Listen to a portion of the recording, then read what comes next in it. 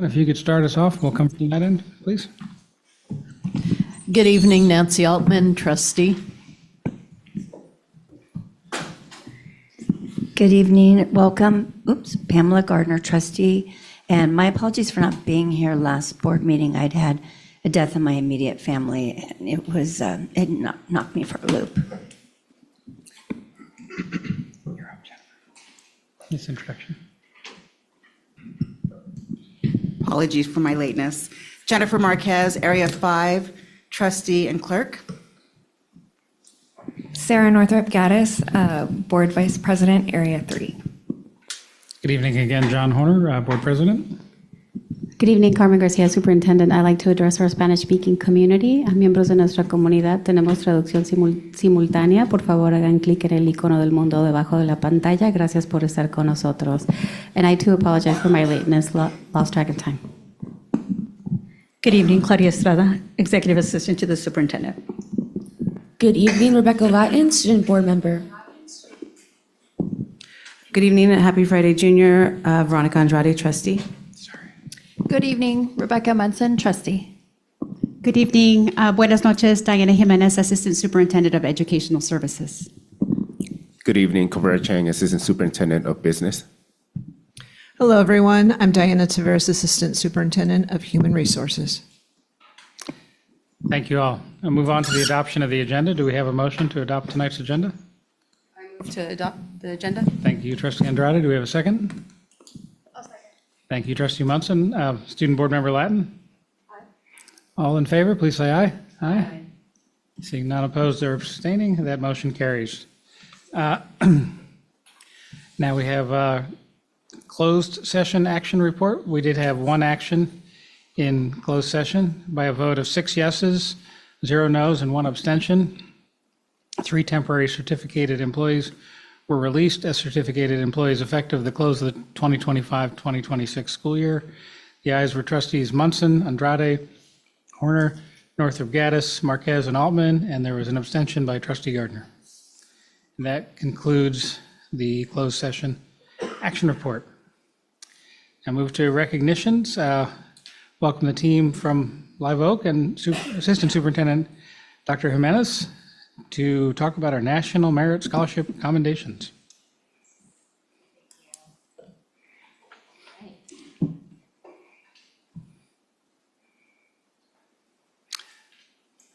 Oh, it didn't, Sarah, okay, good. Good evening, trustees. My introduction is going to be short. I'm going to be introducing our wonderful principal from Live Oak, Veronica Diaz. Will be talking a little bit about that recognition and introduce the students to you. Thank you. And thank you very much for the moment of silence for our student. We appreciate it. Good evening. As principal of Live Oak High School, I have the great pleasure of recognizing the remarkable academic achievement of one of our seniors, Alyssa Wheat. Alyssa.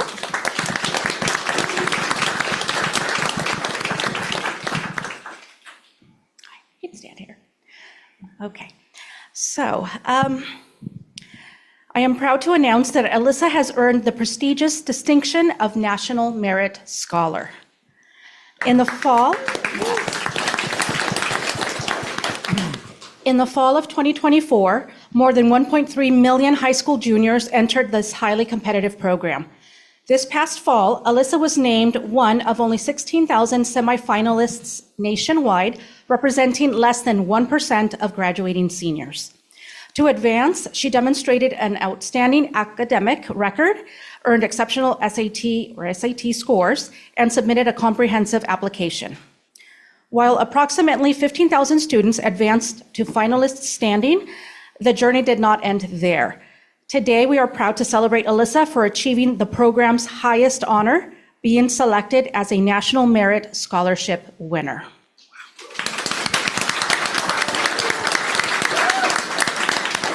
Out of the 1.3 million students who began this journey, Alyssa is one of only about 6,900 scholarship recipients in the entire country.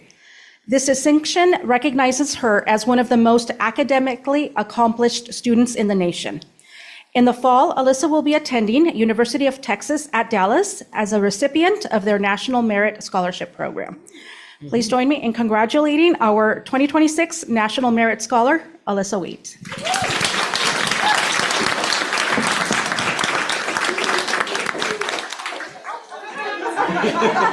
going to have a photo?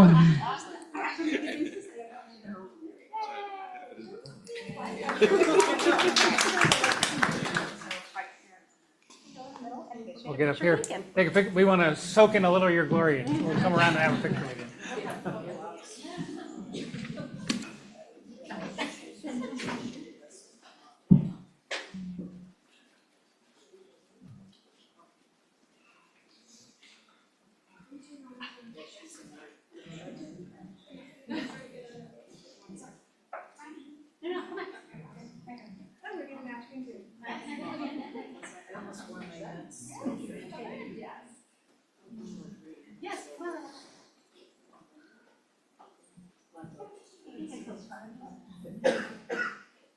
Okay, I'm gonna do a couple thumbs. Are you ready? 1, 2, 3. Next thumb, ready? 1, 2, 3. Mom, can you come over?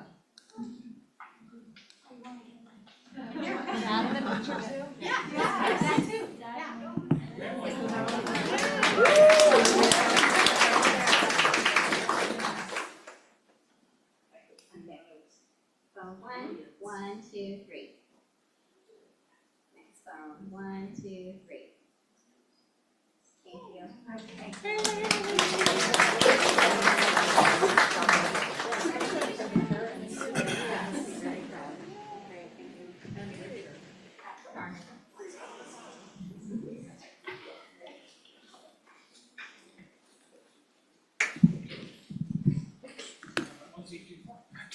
I was gonna say, you might as well stay up because you're gonna do the next one. All right. So does it need my introduction? I am now pleased to recognize several of our students who earned distinguished honors based on their 2025 Advanced Placement exam scores. I will say that not all of our recipients are able to be here this evening, as some of them earned these recognitions of members of the class of 2025, so they have graduated and are following their college and career pathways. But we do have also some of our current students that are participating in athletic playoff events tonight. It's a busy, busy, busy time of year, but we wish them all the very best. And so to start, we have several layers of recognition. And so the first one is 68 of our students earned the designation of AP Scholar in 2025. These students received scores of 3 or higher on at least 3 AP exams. Of those 68 students, 34 graduated last year and 34 are current students. Remarkably, 4 of those students achieved this distinction as 10th graders. Wow. So students, please let us know, because we have so many, we just kind of wanted to make sure we know who's kind of here. If we miss anybody, please let us know. We do have all of our certificates here, but that way we don't take up too much time. Here we begin then. Students, please come forward as your name is called. And then if you want to maybe just start forming a circle here, that would be great. Present this evening to be recognized are Seth Henderson. Mr. QA, can you help me? Yes. Thank you. That way I can read the names and then congratulations. I will go this way and then that way if you can, okay. Yes, and then just stand over here and then we'll start forming the circle. Thank you. Giselle Jimenez Ibarra, if you don't mind. Brooke Ledwith, I believe Amy, parent is here. Yes, come forward to receive an honor of Brooke, who cannot be here this evening. Thank you. Athena Lee. Riley Portier. Charlotte Punches.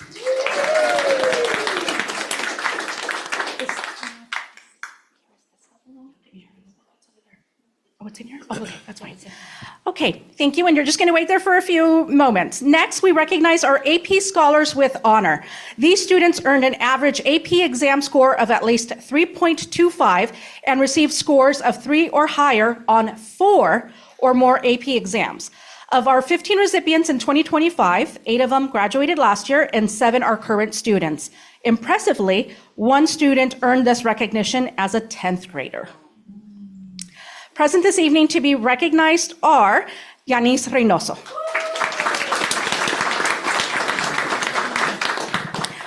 Justin Wheat, and so my parent is coming, and that's fine and great. Thank you. Thank you. Yes. Okay. We now continue with AP Scholar with distinction. These students earned an average AP exam score of at least 3.5 and received scores of 3 or higher on 5 or more AP exams. In 2025, 19 of our students earned this prestigious recognition. 8 of them graduated last year, and 11 are current students. Present this evening to be recognized are Ni Wong,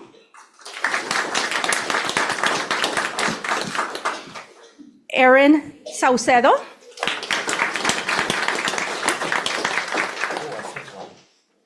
did you skip one? Okay.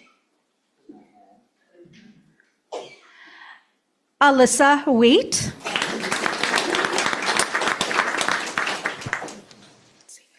Kira Smith,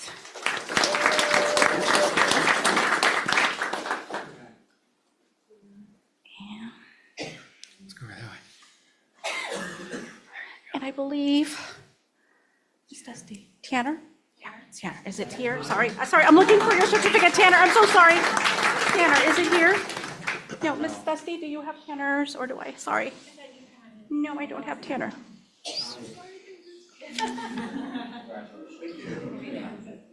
Okay, as we're finding Tanners, I will just mention the 2 other recognitions that we do have. There are also 2 levels for AP Capstone program. This rigorous 2-year program develops student skills in research, analysis, evidence-based writing, collaboration, and presentation. The first level of recognition is the AP Seminar and Research Certificate, awarded to students who earn scores of 3 or higher on both AP Seminar and AP Research. In 2025, 5 of our students met these criteria. 1 graduated in 2025, and the remaining 4 are current students. We do not have, though, present this evening anyone for that recognition. Lastly, we recognize students who earned AP Capstone Diploma.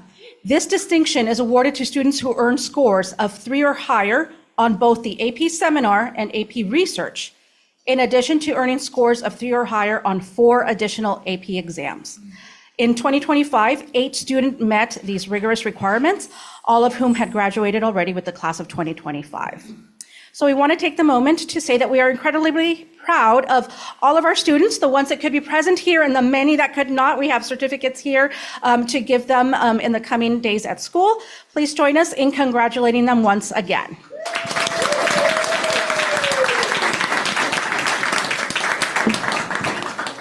And so I think, okay,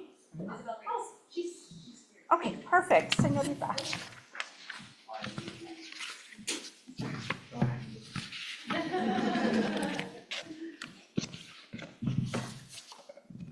Isabela Reyes. Okay, great. We're gonna, I think, have to get a little tighter together in order to be able to be pictured, guys. Maybe go around behind. Yes. Okay. Yeah. So I'm Go behind. I'm assuming Tyler, right? Yeah. I'm assuming maybe a little round of Sam or Stephen, I don't know. Okay. I know. I think it makes sense that Tyler got right. Okay. Circle one. Circle one's not bad though. Okay, we're gonna need to get a little bit tighter.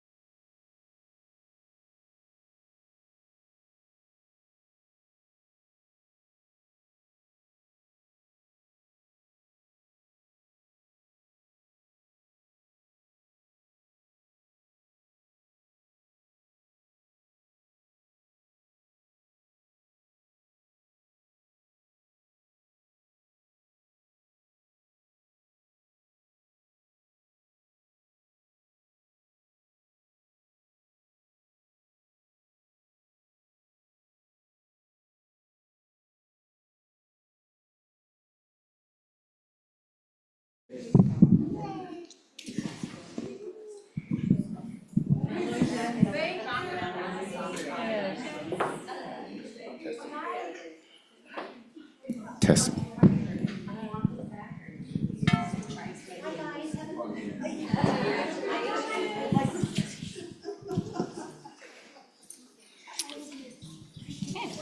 Okay, well, that was wonderful. Thank you very much. We'll be moving to our next item. This is a presentation of information regarding the bond and parcel tax research. And just for the board and everyone else to know, this is step one of a multi-part process. So tonight we'll receive the information, have any questions, any clarifying information, not intended to take any direction or action at this meeting. So we'll give everybody at least 2 weeks. We'll be back here again in 2 weeks to consider any potential action in this regard. So Assistant Superintendent Chang will introduce Dale Scott and lead the rest. Thank you, President Horner. Tonight, I would like to welcome and introduce Mr. Dale Scott.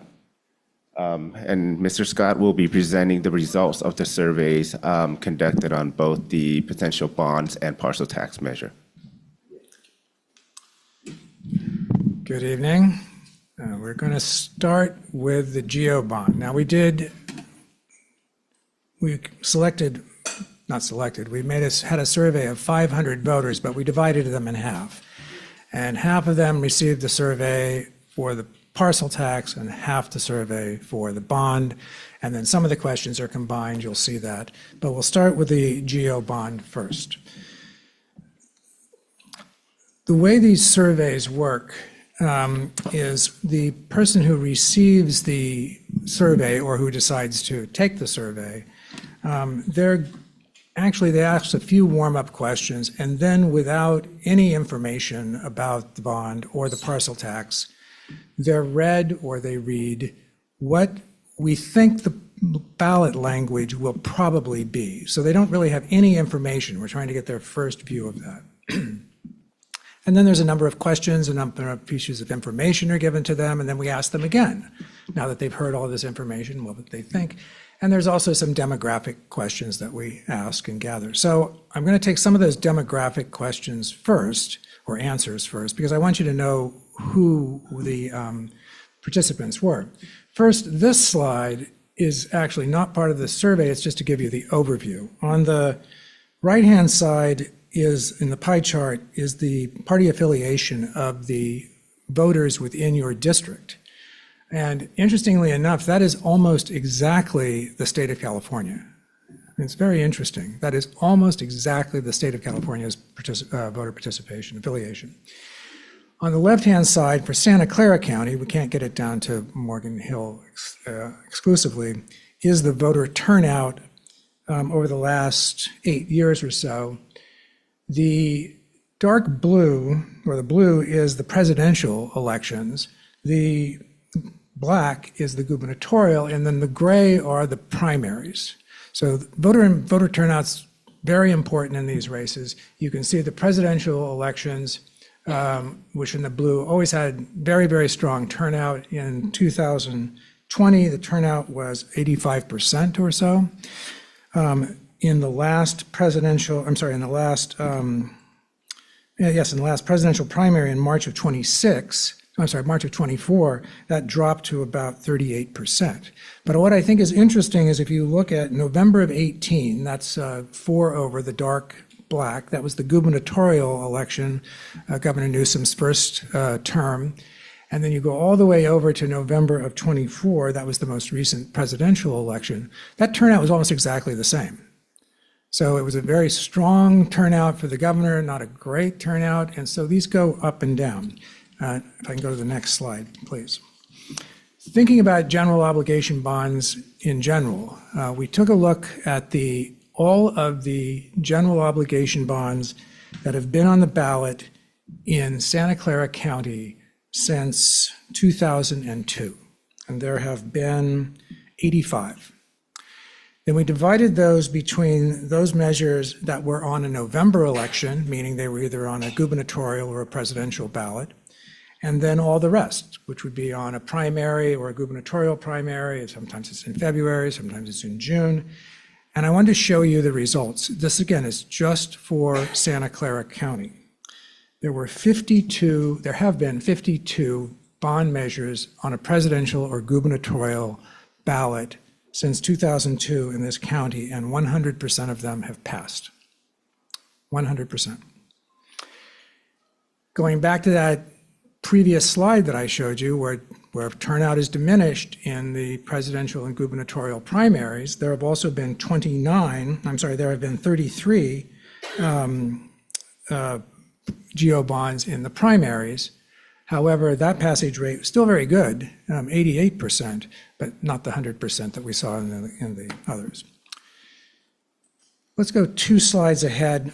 I'll talk just a little bit about so we go to slide 5 if we could. Just who is in this survey. First of all, you have to be a registered voter in order to be asked to participate in it. And then the first question that's asked of that person is, do you plan on voting in the next, in this case, gubernatorial election? And if the person says no, and actually some people do say no, if the person says no, then they're thanked and released. And we're only talking to those people who are registered voters and plan on voting in the next election. As you can see, this 225, this is for the general obligation. Remarkably, actually 44% answered using a cell phone, which was very high. And then another 9% on a landline, which is interesting. I'm not sure how you do that, but they do that. And then the rest, yeah, exactly. I don't know. Maybe they have that little dial on it too. Who knows? But anyway, and then the rest are either brought into it via email or via text, and they take it online. Again, the margin of error in this is 6.5%, so keep that in mind as we're going through this. The next slide, please. Now, here are some of the demographics that I wanted to talk to you about. In my experience, board members think of their constituents as parents. Those are the people you talk to. Those are the people that come and are happy or are upset.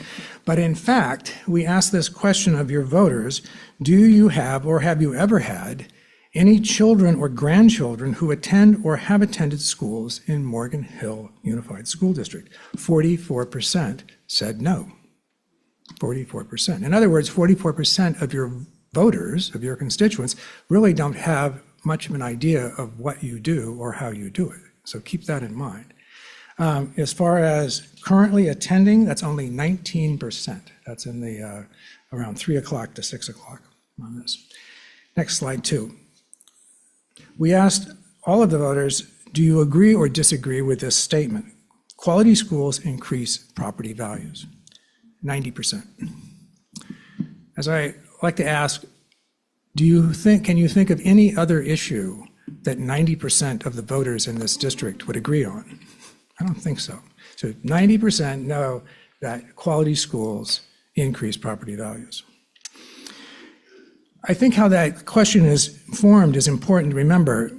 As we ask them these questions, we're not asking, would you or wouldn't you vote for this? We're asking, would it make you more likely or less likely? And keep that in mind. It's not definitive. It's more like we're trying to get a sense of how the people would be shifted. So again, as I mentioned at the beginning, next slide, please, we ask them what we think the ballot language will be. Now, in this case, we actually divided it again into 2 more groups. And the first group, and this is called a split sample, the first group was read this language, which I'm going to read it to you because I think it's important. With funds that cannot be taken by the state or federal government and spent elsewhere, shall Morgan Hill Unified School Districts measure to renovate career training classrooms for good-paying careers, repair, replace aging facilities, electrical systems, roofs, and computer networks, and upgrade student school safety be adopted, authorizing $342 million in bonds with legal rates, audits, average annual levies below $56 per $100,000 of assessed valuation, raising $22.1 million annually while outstanding, citizen oversight, and complete transparency of spending. Yeah, now that's a lot of gobbledygook. Let me just, as not an apology, just as an explanation, these, by by law, these questions, number one, have to be a question. So it has to have a question mark at the end, has to be one sentence. It cannot be longer than 75 words. Schools, however, and geographic areas count as only one word.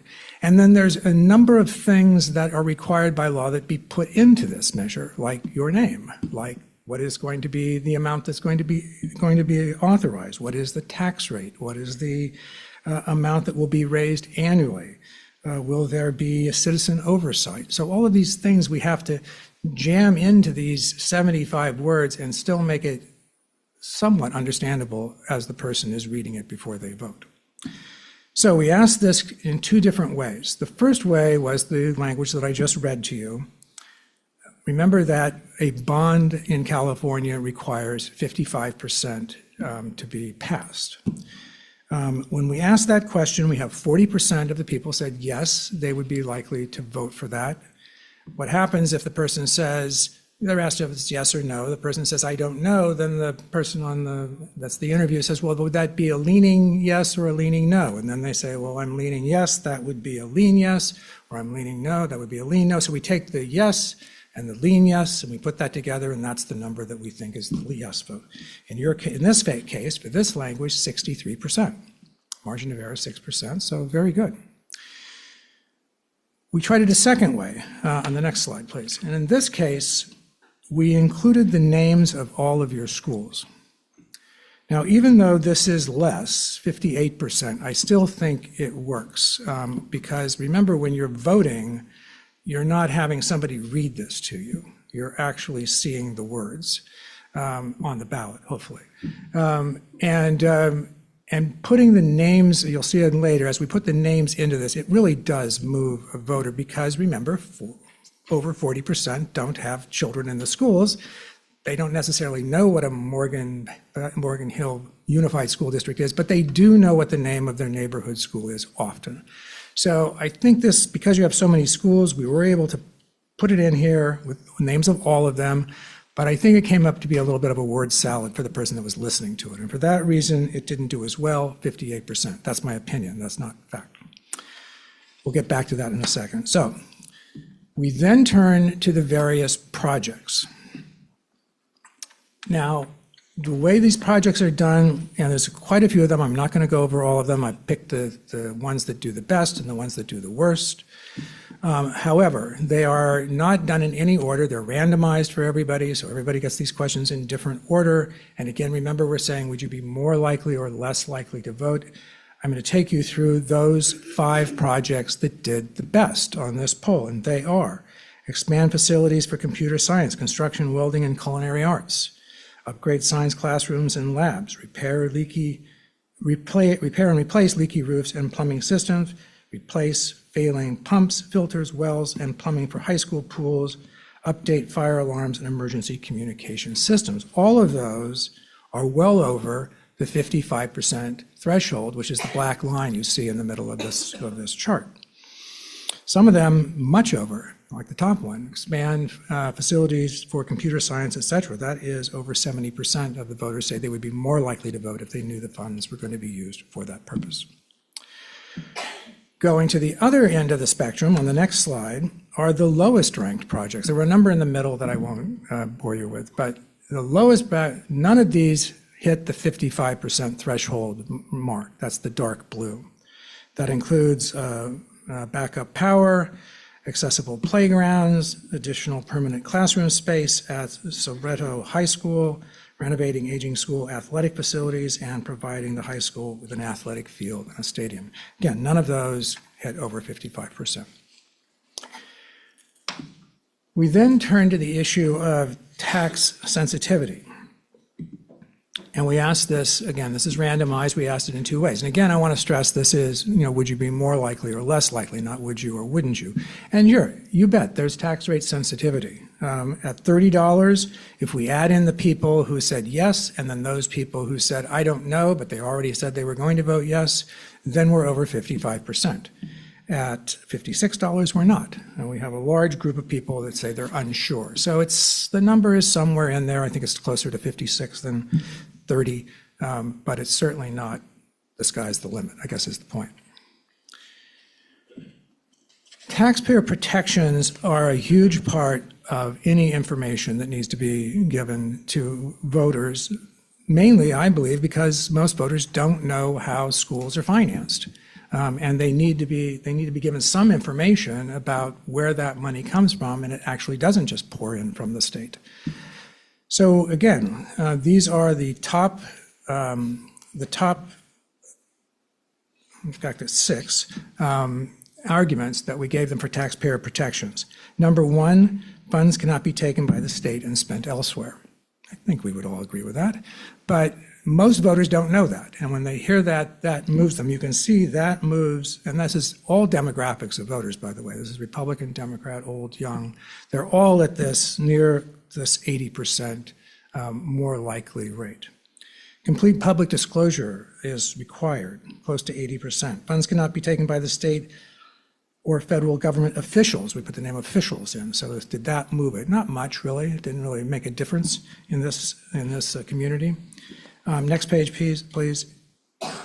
Independent Oversight Committee and auditor will review all spending. Funds would not be used for administrative salaries, pensions, or benefits, and many projects would qualify for matching funds from the state. That one, I think, is just hard for people to put their head around. What does that mean? And so it doesn't really do very well. But all the others do very, very well. So as I mentioned, and I have skipped a number of the questions out of time restraints, but we go back then at the end and we ask them that ballot question again. So now that you have more information, let me ask you again. And remember, we divided this in 2. One of them had all the school names, one of them didn't have any of the school names. So first, for the people without the school names, they were 63% but they actually went down a little bit. It actually went down to about 59%. Not sure, but really there was something there that just didn't click with them. However, when we go to the one that has the school names, that went up substantially. It went from 58% to 67%.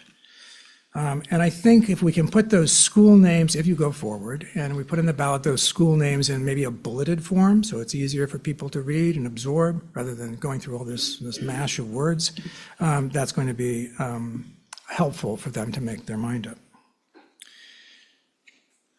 So the last slide of this presentation, please. The steps now, if you were to go forward, there would be board action in late June. Then, of course, there's a county deadline, and we still insist on calling it Election Day, even though it's not Election Day anymore, it's election month. But then election would be, and then if that were to pass, funds would be available in early 2027.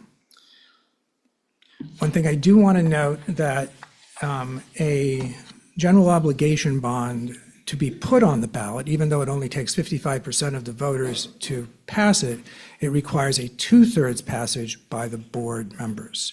So it's a little bit different than the parcel tax, which I'll talk about, which is just a simple majority. But 2/3 of the board has to take action to favor putting that on.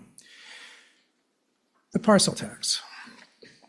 Let me stop on this one and see if there are any questions about the GO bond before I go to the Before we move to the next one, do we have any questions on the first piece?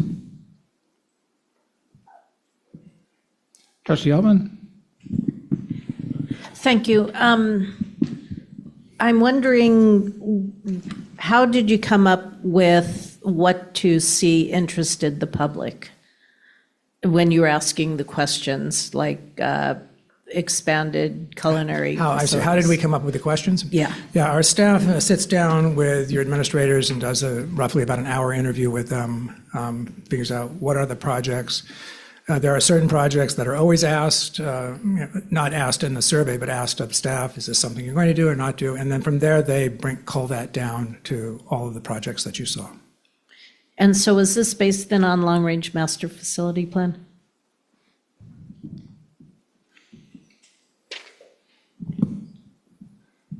A lot of it was, but some of, for example, the one question about Sobrato, we have 20 plus teachers that are sharing classrooms. And so we were very interested in finding out whether adding more space, more permanent space for teachers at Sobrado.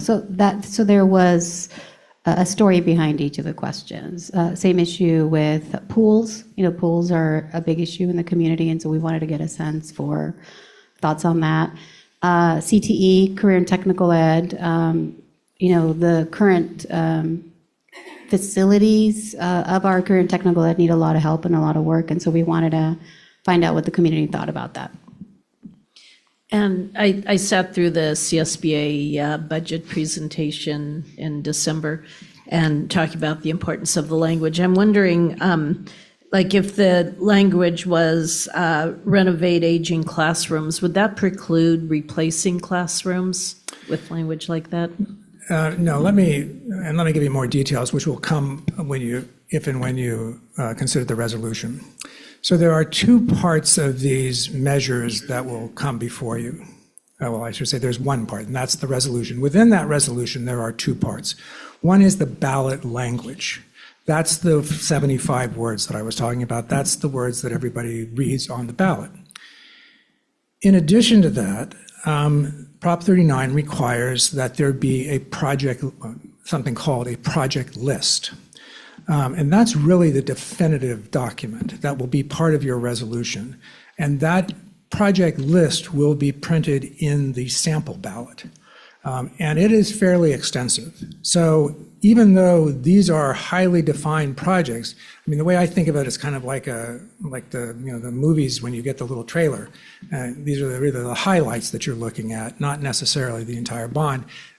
The entire bond is defined by what you pass as a resolution with that project list, and that'll be fairly extensive. Yeah, I could clarify on that. It's been a while since I looked at one of these. As I recall, that in the voter information guide is usually pages long. I mean, it's quite extensive, or how long? I know the 75 is like just the little thing you see on the ballot, but then you get the whole booklet. Well, yeah, the booklet's long, but the project list is usually a page or a page and a half. Okay. It's not terribly long, but the resolution will be meaty. And does the entire resolution get printed in the Typically. Information the voters receive? Typically. Okay, thank you. This differs from county to Others? county, but typically. Trustee Gardner, please. Okay, so kind of piggybacking on that, I'm wondering if this is appropriate to ask now, but our board had a study session on workforce housing and green energy projects last November. This doesn't seem to show up in the poll results. Is that part of this? And if so, when are we going to be told that? And when does the public hear about that? And how is that categorized or classified for them to make an informed thought process about? I'll put the second part to the side for a second. There were questions about workforce housing. Remember I said I didn't show all of the questions? Mm-hmm. It fell in the middle. It did not do terribly well, frankly. I would think not. It wasn't in the top third. It wasn't in the bottom third. And I left out a number of that in the interest of time. Whether workforce housing is put in the project list, which I just described, that's up to you. That's completely up to you. Now, let me be clear. In order to use bond monies for any particular project in the future, you or future boards, it has to be somehow referenced in that project list. Maybe not specifically, not by the square footage, but some idea that these are funds that these bonds are going to be used for. And in order to do workforce housing, you would have to include that in that project list, you, the board. If it's in, that doesn't mean future boards have to do it. It means they have the option of using those funds. If it's not in, then they don't have the option of using those funds. So the first decision comes from you as the board of what you want in that project list. In terms of how you allow people to make up their minds on that, well, you put it in the project list and you hope people read it, and that's the way it works for all of the projects. There's no single piece that is set out and asked specifically to every voter, except these large categories that you see in that's those 75 words. Okay, so if it's not clearly classified or documented in the project list, that is a no. That's correct. Okay. Then I do have another question as well, because as you mentioned, there's a two-thirds board approval to get that on the ballot. That would translate to me an understanding that means 5 out of the 7 board members must vote yes, correct? Yes, it's actually not the board members, it's the board seats. So it is 5 votes. So even if you had only 5 people show up, you would still need 5 votes. Okay, so then it's my understanding that Trustee Andrade is abstaining, and that would imply that we have to have 5 out of 6. That's correct. Okay. Yeah, well, I'm sorry, recusing herself. Yeah. Okay, so 5 of us outside of Trustee Andrade would have to vote yes. Yes. Okay, thank you. A follow-up question there. Roughly how many things did you poll on that were kind of in that middle? You didn't take us through them in the presentation. Probably about half. Okay, so we saw about half. So did Trustee Gardner asked about green energy. Was that one of the ones you polled on, or backup energy, I think? I'm sorry, I don't remember if that was polled or not. Yeah, but fair enough. Okay. And that's kind of a follow-up to that.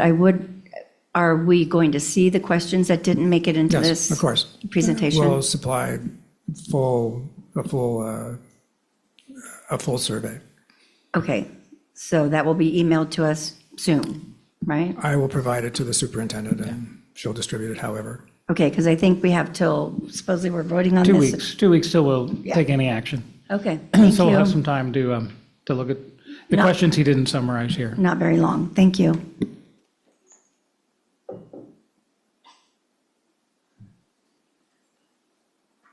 Oh, just a math question. You said 2/3, so what, 2/3 of 7 of it? So that's 5, period. Well, you said a 2/3. It's 2/3 of the seats, not 2/3 of. So 2/3 of 7, that's. It's 5. Dale, can you describe the difference between 55% and 67% for a GO bond and the votes of the board seats that would be required? Sure. So prior to the passage of Prop 39, which happened in the year 2000, the threshold, the only way you could borrow, the only way you could receive authorization for bonds was to go to the voters and receive 2/3, similar to a parcel tax. Ironically, that only takes a simple majority. So in this case, 4 votes. And it's not of the seats, it's of the actual people that show up for the meeting.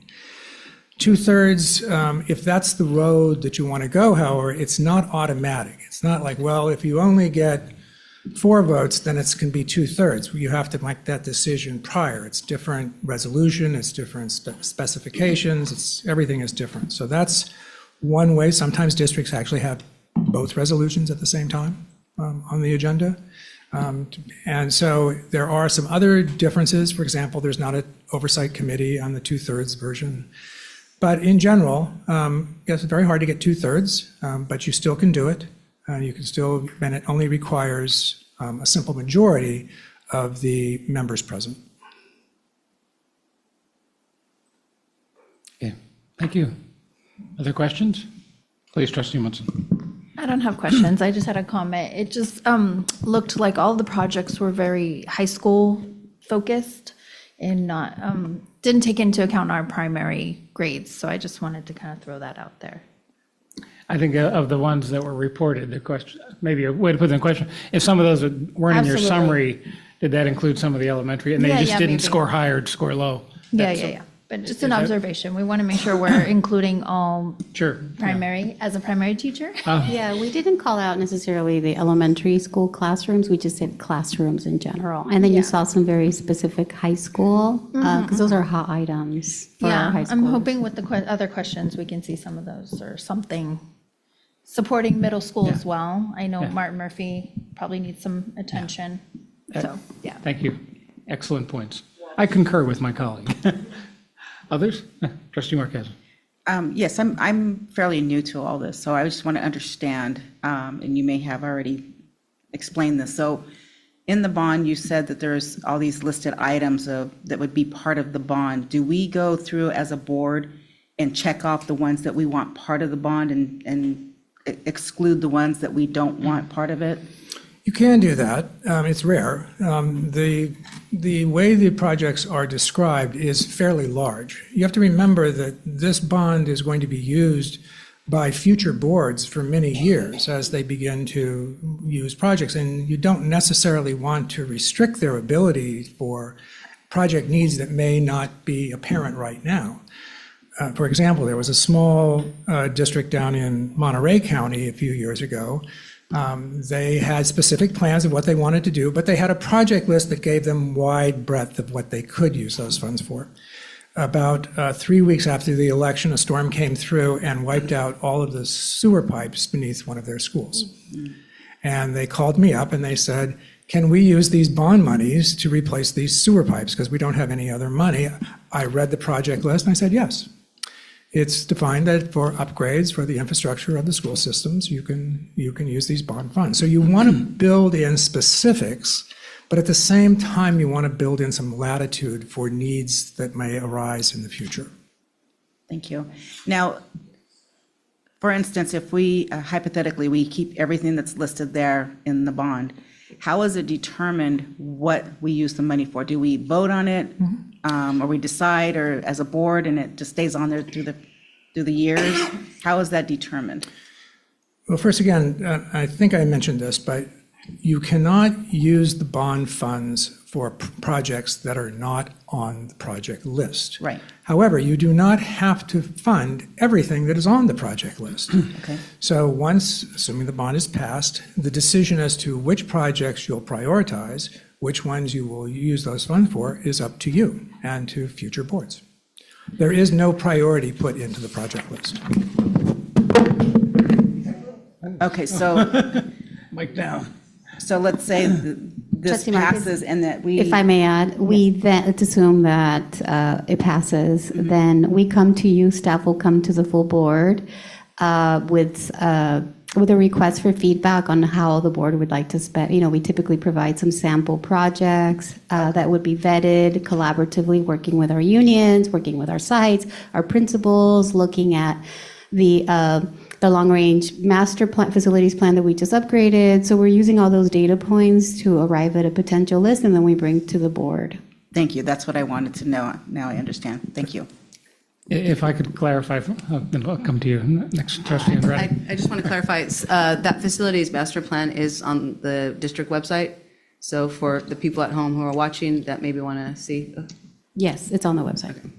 And I was on the original Bond Oversight Committee back in 2012, I think, Measure G. So we're just finishing, it takes 14 years. And how I saw that happen. So the projects that are listed on the initial resolution aren't like this room at this address. They're not construction projects. It's like classroom repair and renovation, infrastructure, those kinds of broad scale things. And then individual things, what I've seen happen, and again, the people sitting up here have changed many times over the years. Periodically, staff has brought to the board, okay, here's our next tranche. Maybe it's $20 million or $50 million or whatever. We're proposing that in this round, these areas be prioritized. Do you agree? Move it around. That typically happens. And then when it comes time to actually do a thing, that's when you see contracts, XYZ construction, do this at this place. That's when it gets down to that level of detail. That's what I've seen happen. Is that a good description of the? No, that's excellent. But so we talk about projects. The word project means many different things. So like improve classrooms on the resolution, that's a project. But you don't write a contract to improve classrooms. You write a contract to replace these classrooms at this site. So is that helpful? And Trustee Altman, and then we'll come back over here. I'm wondering now, I just happen to know a lot of trustees who were on the board that passed Measure G. And if you ever talk to them about anything, it comes back to going door to door, and each one cut, just the amazing amount of effort it took them.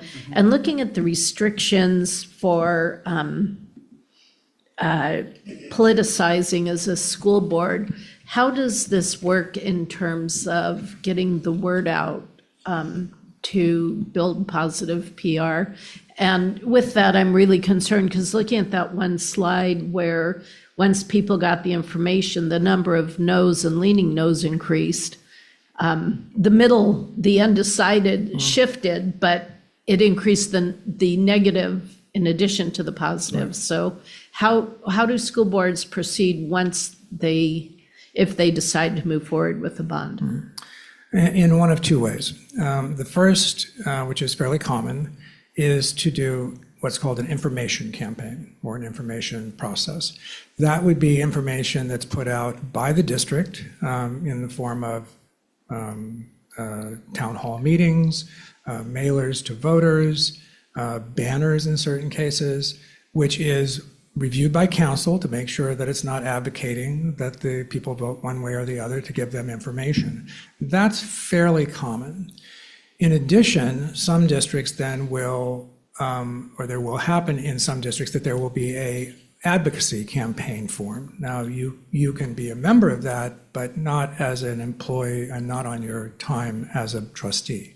That requires outside funding. There's usually outside experts that come in and help with that. You are right, it is much more difficult, and it's much more difficult to raise the funds to do that.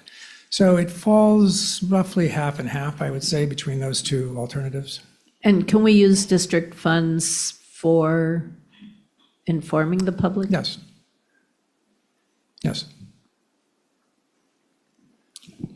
So in essence, we'd be spending taxpayer money to raise more taxpayer money. Well, no, because you would not be advocating for them to vote for it. You'd be giving them information to allow them to decide, including what is the tax rate and what are the projects that would be funded and what would happen if it didn't pass, et cetera, et cetera. So the idea is not to advocate or try to convince. The goal is to educate them as to what the bonds would be used for and what the cost would be and what the alternatives are if it doesn't pass. I guess that's one way to look at it. Question. So the information town hall then could be in the form of Instagram posts, digital emails, things like that. As long as they're vetted by council, yes.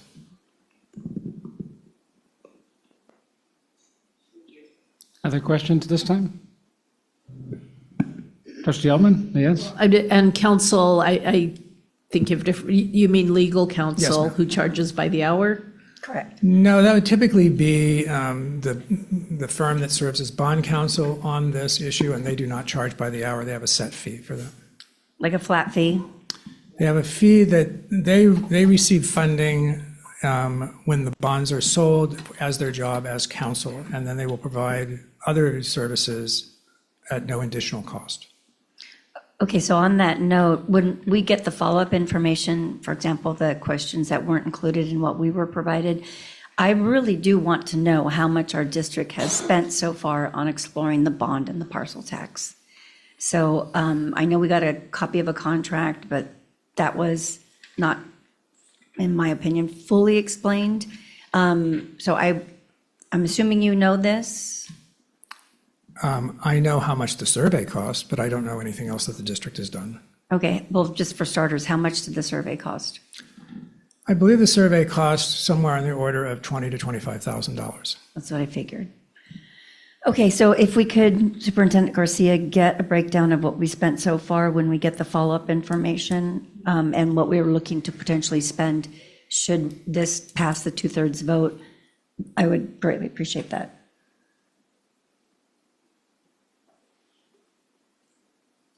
Part of your request is potentially spend. I don't follow. I can't guess what we can potentially spend. I can share what we. Then maybe you should consult with the consultant and get a ballpark on that. So I'm Or give us examples of what happened in the past. I'm with trying to other get some districts. clarity on what your question is. We can certainly let you know how much we've spent so far. Can't really tell you how much we can potentially spend. Well, we could certainly get some sort of answers. You have a lot of experience with this, correct? Well, I can tell you what you will need to spend. And Well, I that's can't tell a you, start. I can't tell you the exact amount, but I can tell you the subject area. And the biggest is the same amount that is spent to elect you and all of the other members of the board. And that is the cost of the county, put it on the ballot. Now, the fact that it would be on a gubernatorial ballot, that you would already have some board members on the ballot, that's going to reduce the cost. And we can ask, that doesn't mean we always receive, but we can ask the county for an estimate of that cost. And that is based on the number of voters, and they distribute that cost among all the various agencies. That's your biggest single cost. Virtually everything else is discretionary. How much are you going to spend to communicate with voters? Some districts, zero. Some districts, a fair amount. That is going to be up to the district itself. That'll be a discussion for the next round then. As long as we're not voting on it when we're having the discussions, that's my concern. I don't want to be voting on stuff that we haven't been able to prepare for. I don't think that's fair or appropriate. Understood. Anything else? Not for now, thank you. Okay. Seeing no other hands, then thank you very much. We will move on to our next, to the parcel tax. This will go quicker, I believe. I'm going to skip over, actually, let's go to slide 3 if we can. Parcel taxes are very much a different animal. They are not used for facilities. They are used to augment operational funds. I think the way to think of them is they fall into 3 different categories. The first are new measures. Either you have never had one before, or you have had one and it has expired, and a few years have gone by and you're going back to the voters. That would be a new tax. Occasionally you will see an extension, meaning that you've passed one, you've put a time limit on it, the time limit is up, now you're going back and asking if you want to extend it into the future. And the third is a replacement. You've had the voters pass one, but something else has come up, you want to add to it, so you want to vote to replace that with a new measure. Those last 2 are about the same. There is a big difference between the parcel tax and a general obligation bond, and that's the threshold of going from 55% to 2/3. So if we look, and this is again in all of Santa Clara County, not divided up by presidential primaries and presidential elections and gubernatorial elections, just pass, fail. Roughly 50% of new measures over the past roughly 10 years, 12 years, have passed and 50% have failed. That gives you an indication of the difficulty of passing those. Once they are put into place, then it's much easier. I mean, once you get it on the rolls, then it's much easier to come back to voters and ask them, would you like to extend the tax that you've already, or would you like to replace the tax that you've already approved? In that case, the replacement, there have only been 2, but they both passed. The extensions, there have been 10, and 80% of those passed. So it's that first one that's difficult to get up on the scoreboard. Let's skip to slide, because we've been through many of these which were asked the same thing. Remember, we're going to talk about the ballot language. If we can go to slide 9.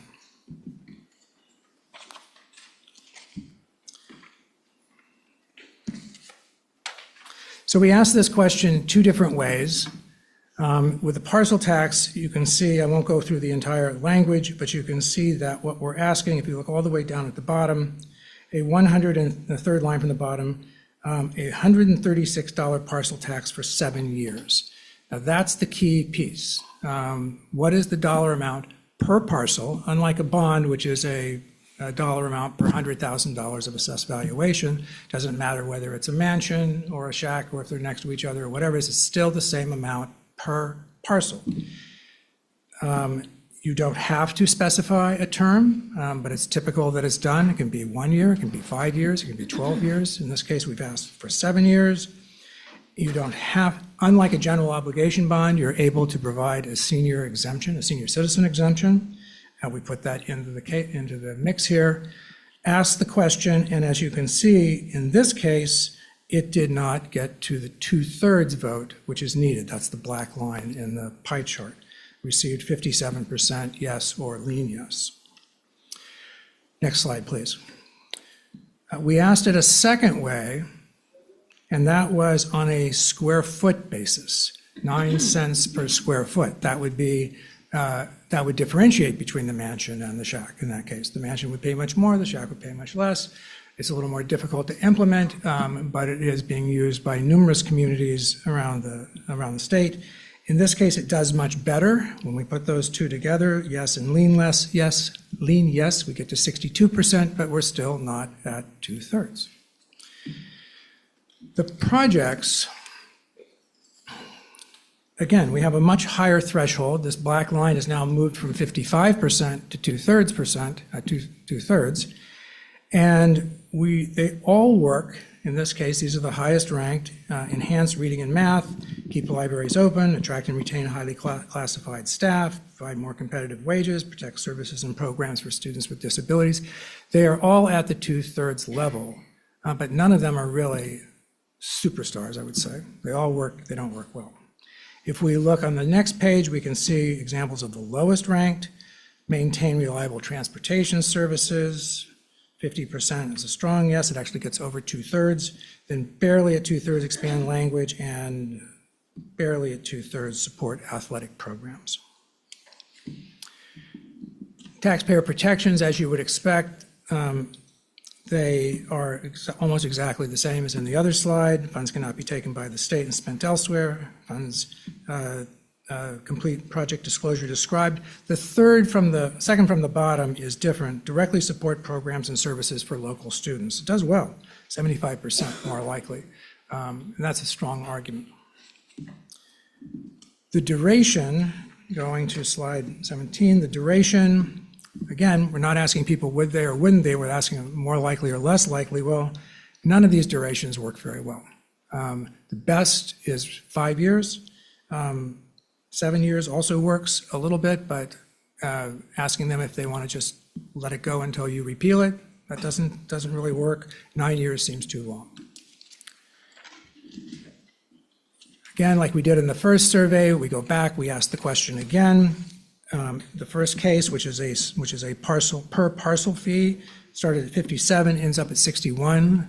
Again, you need 66.7% to pass it. And the other version, which is the square footage, it does better. It did a little bit better. It started at 62. It went up to 63, but still a long way from 2/3. So I would say the parcel tax at this point in time is probably not a viable candidate. It is a 6% margin of error, so it's possible that it would squeak by. But those are tough numbers. They are tough to come up with anyway, and that's a tough number to gain.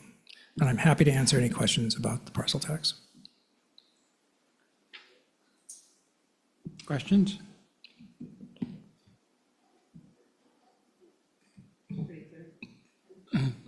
I mean, to use simple English, looks like this one's probably a non-starter with our voters, given the threshold. Dale, can you tell the board, assuming it was viable or not viable, how many board votes would be required to place the parcel tax on the ballot? Parcel tax is a simple majority.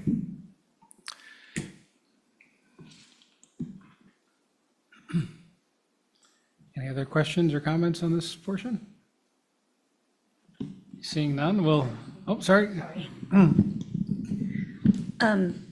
But so to piggyback on that, if you're already, it's a difficult lift or ask to get to this, then with the survey results that came back, I personally would not be in favor of spending the money we'd have to spend to put it on the ballot, to have it probably 9.75 times or percent times out of 10 wouldn't get passed. So that's my comment. Yeah. Okay, fair comment.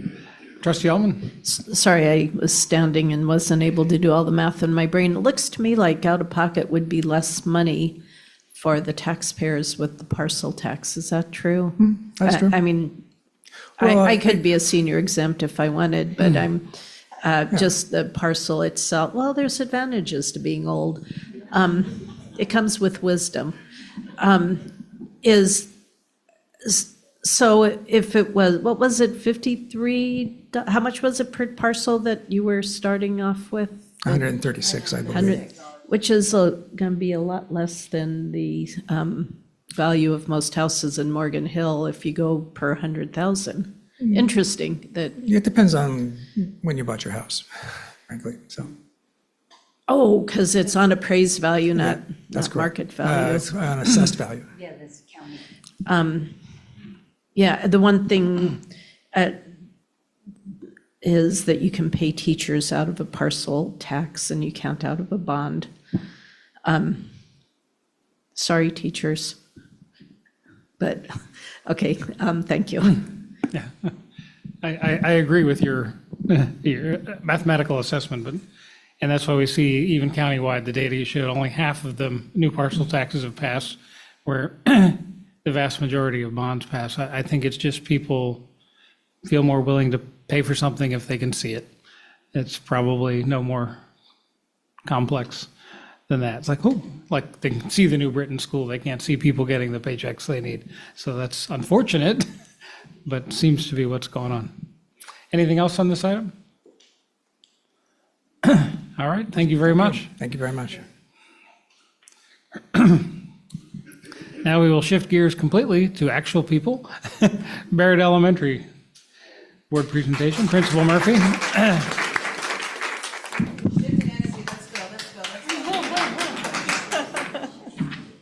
You can lead us in a sing-along if you like. I feel like we need to do something.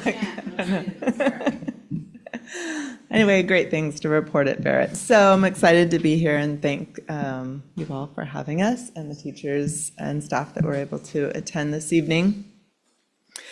So as all or many of you may know, this is my first year at Barrett. So as we go through this and talk about our SIPSA goals, these are goals that I inherited and worked through with the staff this year, but really excited to get to put my stamp on things in the upcoming year.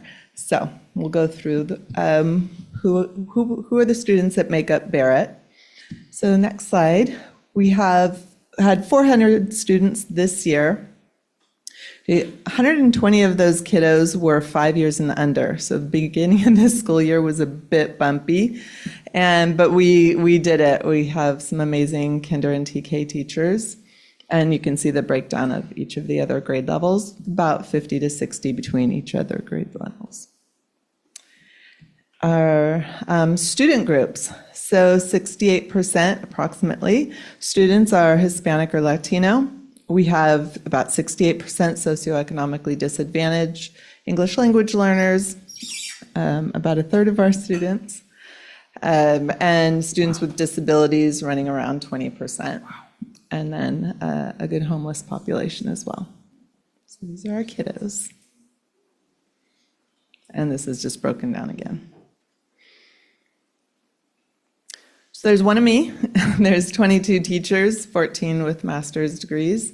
We have a great support staff. So we have our visual and performing arts, MTSS's multi-tier system of supports, along with an occupational therapist, PE, and speech teacher. And then we also have a classified staff of office, paraprofessionals, and an MTSS paraprofessional as well. And these are our lovely student supervisors.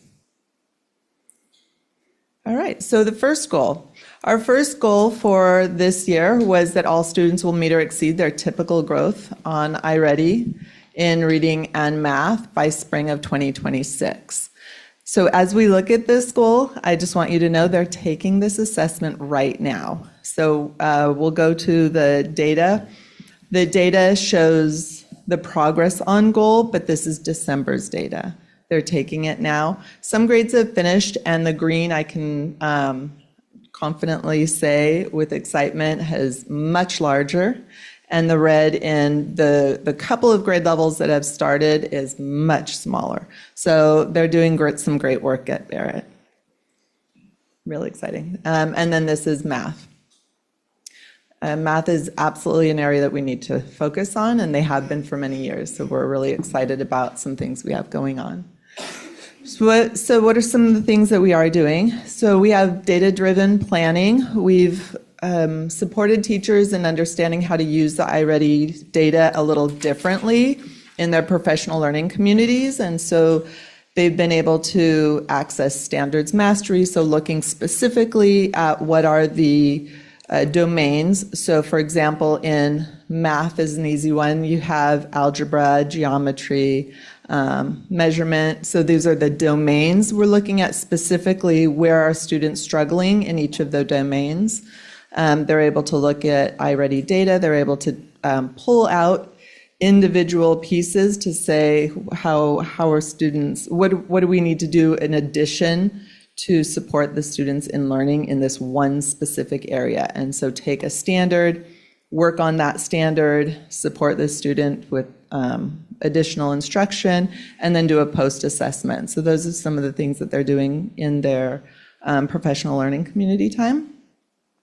We've also gotten up and running a Tier 2 team so that we can start really doing meaningful student success team meetings with data and move students along with additional targeted support.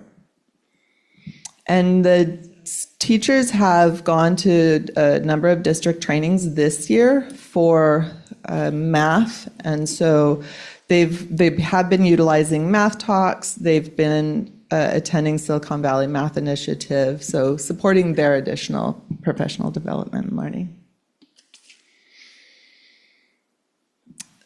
So it was fun to walk in classrooms now and see the new training that they're getting in action. So this is an activity that I walked in on in a 5th grade classroom. The students are really engaging in Math Talks. They're having fun learning. They're using manipulatives, hands-on ways of learning, multiple kind of modal ways of learning, and they are getting the just right support that they might need in addition to what everybody's getting to support their learning. So this second goal was actually, the goal ended before I started. So by April of 2025, the teachers were developing a plan for incorporating the content of family home cultures in at least 2 classroom lessons per grade level, documented in grade level instructional plans. So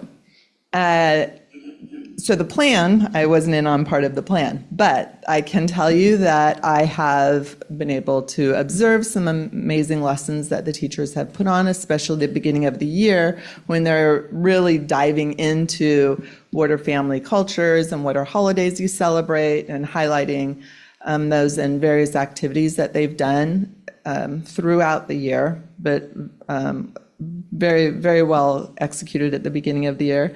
And then I can also say that throughout the year, the grade levels have, each grade level has done some kind of performance. And within those performances, more often than not, there is some cultural aspect to it that's highlighting who they are as humans. So it's been wonderful.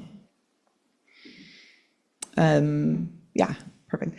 So they were I'm assuming they were provided the planning days in the spring and the summer, and then they created those lessons. And then in addition to that, the district's been providing Universal Design for Learning, UDL training this year, and that is very heavy in supporting students where they're at, who they are as humans, and highlighting that. So that's been another part of that goal that we've been able to achieve this year.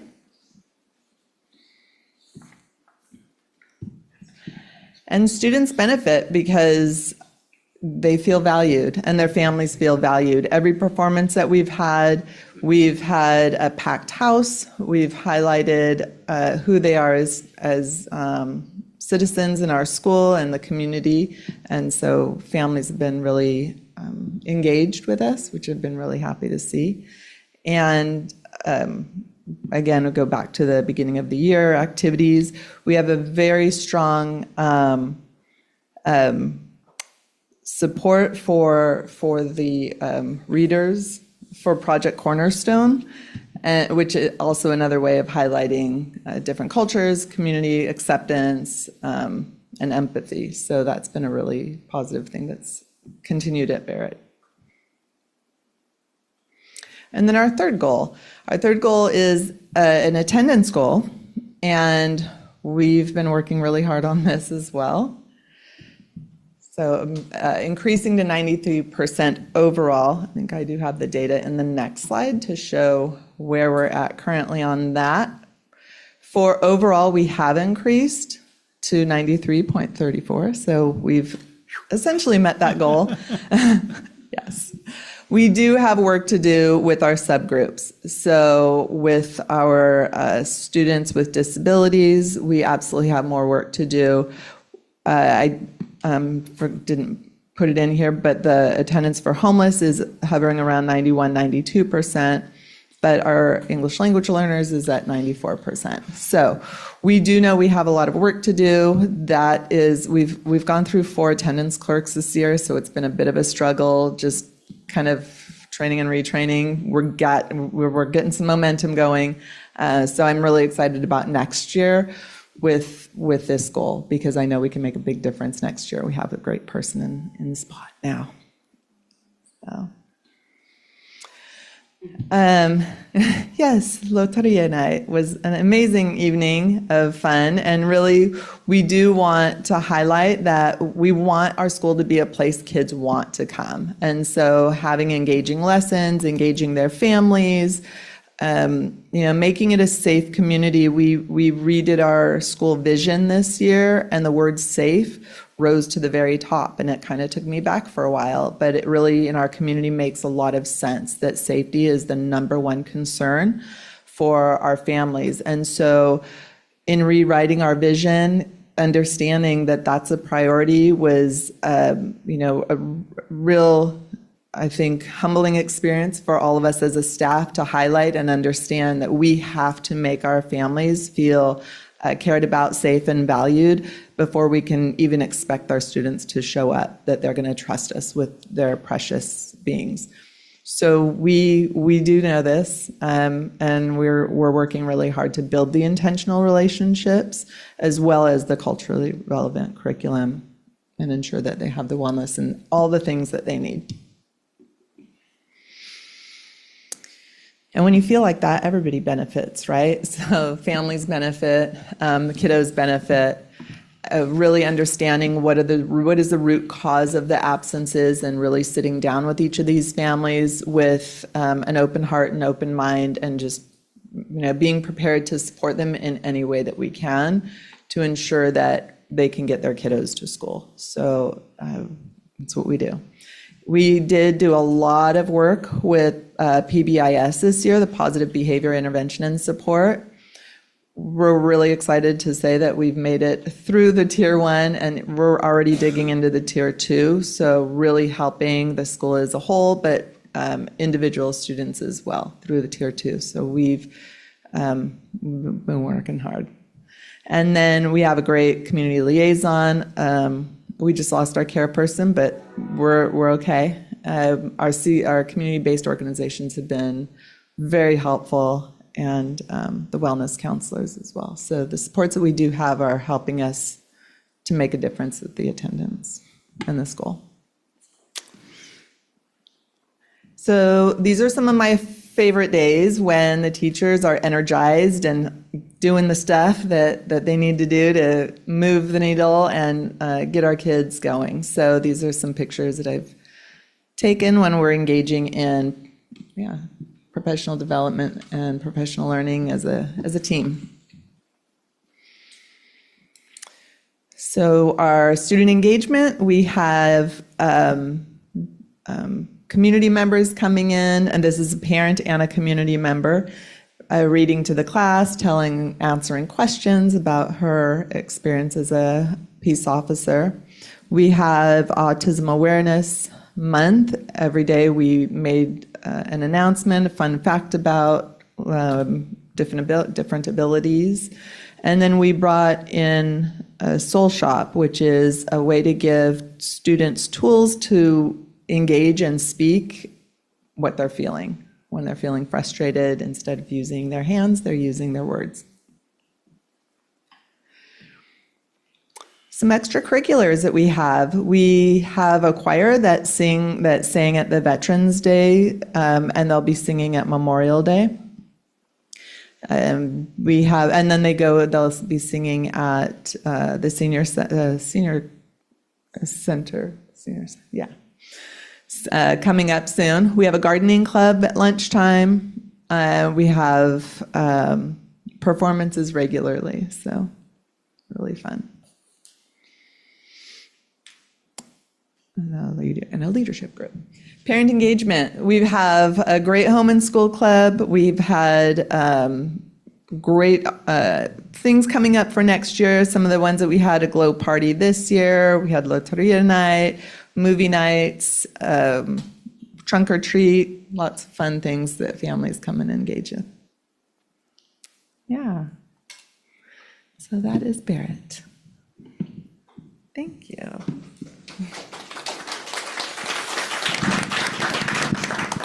Thank you. Questions or comments? Trustee Almond, please. Thank you so much, Principal Murphy. 20% special ed? Do you have SDC programs? Which SDC programs do you have? We have 3. So we have 3 SDC programs How currently. special? It's amazing. They're amazing. Yes.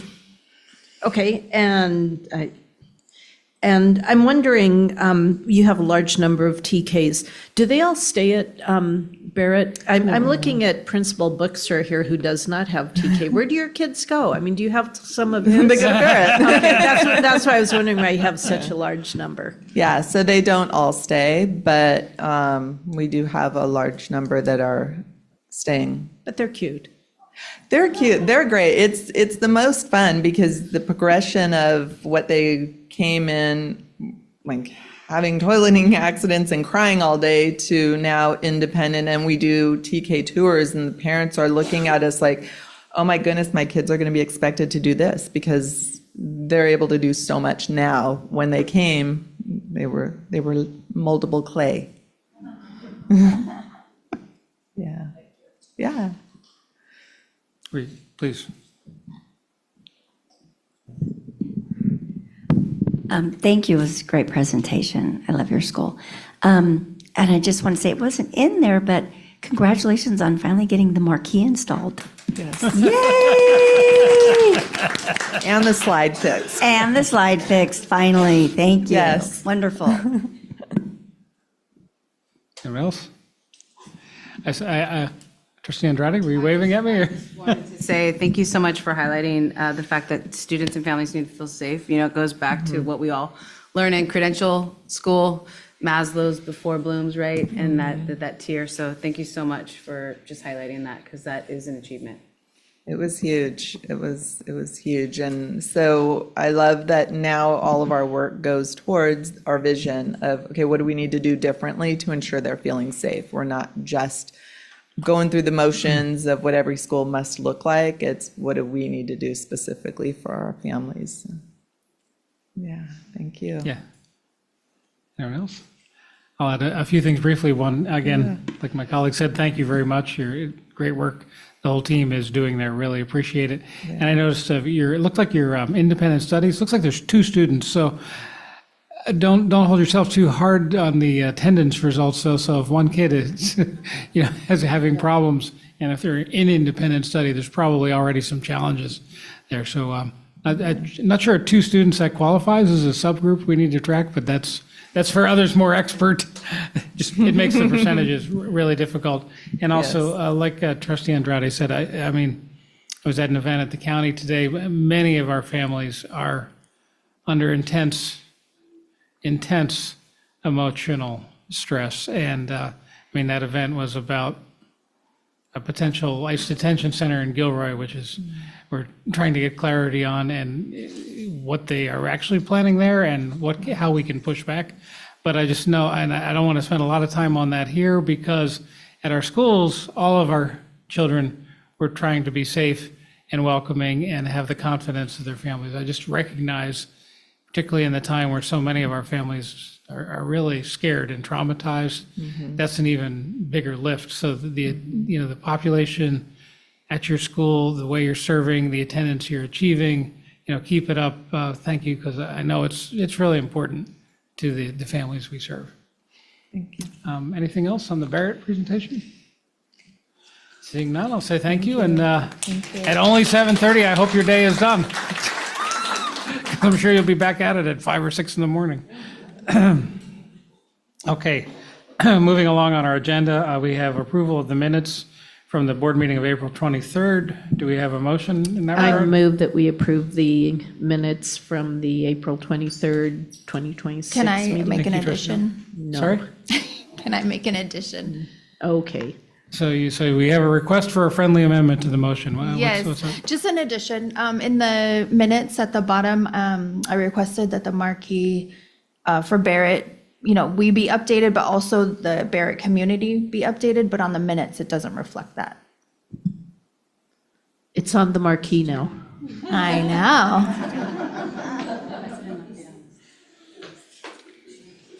Yeah, it's in the board update, like in the, but it's not in the minutes. And I had specifically asked in the minutes. Generalized comments, we don't do specific word for word. Well, that's a pretty big deal, though. That's fine. We can. Okay. So do you accept a I motion will to amend the accept- minutes I to say? will we're- accept your friendly Thank you. amendment. You're welcome. Yeah. And so what was it specifically that you wanted added? Well, here, let me pull it up. If you can, Just repeat what you just said earlier, that the Barrett community be updated? Mm-hmm. Yeah, it says right here, provide the board an update. Well, there we go. And then the Barrett community also an update. okay. Thank you. Thank you. Student Board Member Latin? Okay. Now we have a second as amended. Student Board Member Latin? Aye.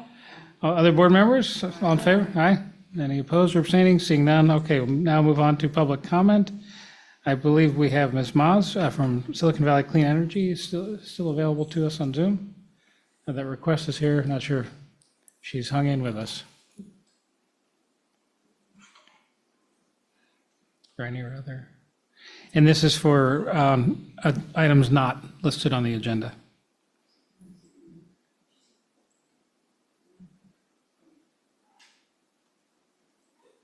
Can you hear me? Yes, there we go. Hello. Okay, thank you. It wasn't letting me unmute it. Good evening, members of the board. My name is Allison Moss, and I'm the Community Grants Fellow at Silicon Valley Clean Energy, known as SVCE. SVC is a public not-for-profit agency that provides clean electricity for residents and businesses across 13 Silicon Valley communities. Part of our mission is to reinvest in the communities that we serve by making clean energy alternatives to fossil fuels more feasible and affordable, which is what I'm speaking to tonight. I share the very exciting news that SVCE recently launched a new funding opportunity for schools, its Community Grants Program. This grant provides a total of $3.2 million in capital funding for community-serving entities in the SVCE service territory to support all-electric facilities upgrades. And $2.2 million of that total is allocated to exclusively fund projects led by schools. So some example projects include removing gas appliances and installing electric heat pump water heaters and HVACs, adding solar plus battery storage to a building, and purchasing electric vehicles and installing related infrastructure.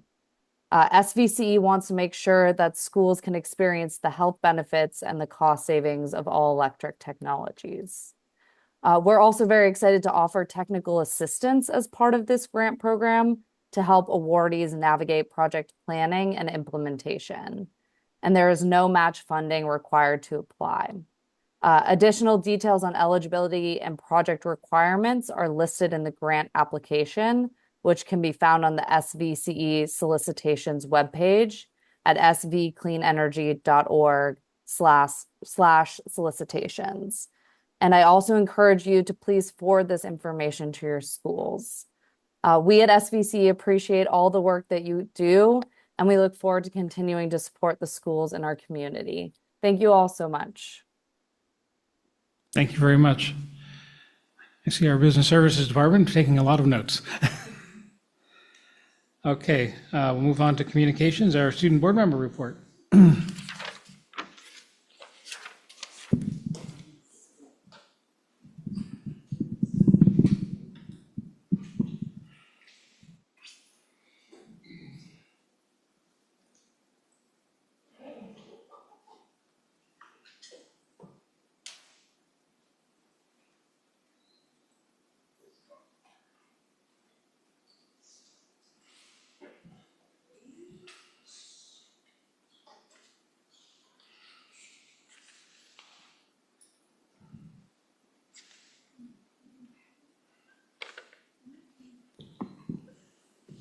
there we go. Finally, hello. Again, my name is Rebecca Latin. Here's a little summary of stuff going around the district. If you would like to work.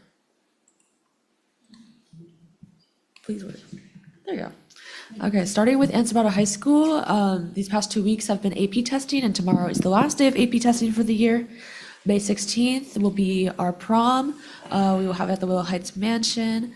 May 20th, it says we're having an NLI signing day, and the end of the year band and choir concert at, I want to say it's at 6. May 21st, the Friday, I think that's Thursday. I don't know my days. It's going to be senior awards, so we're going to be awarding scholarship recipients, people who have won CTE completers and other awards in our senior class as they prepare for graduation. Memorial Day is on May 25th, so there will be no school, and May 28th through 29th will be senior finals. Transitioning over to Live Oak, they are also finishing their AP testing for the year. Their senior awards ceremony will be on May 18th. On May 22nd, there will be a Live Oak dance show, which sounds extremely fun. And then ending on May 29th, there will be a school-side council meeting and an intramural flag football game. I might be there, we'll find out. Okay, Martin Murphy, there will be a coffee chat with the principal on May 22nd. Still no school, Memorial Day, have a good break. And then Home and School Club will have elections on May 26th. Over at Britain, this whole month they have been doing CASP testing as well as some of the other schools in the district. May 25th, no school, and there will be a school-side council meeting on the 28th. Jackson, on May 14th, there will be, or today, I guess, there was volunteer appreciation tea.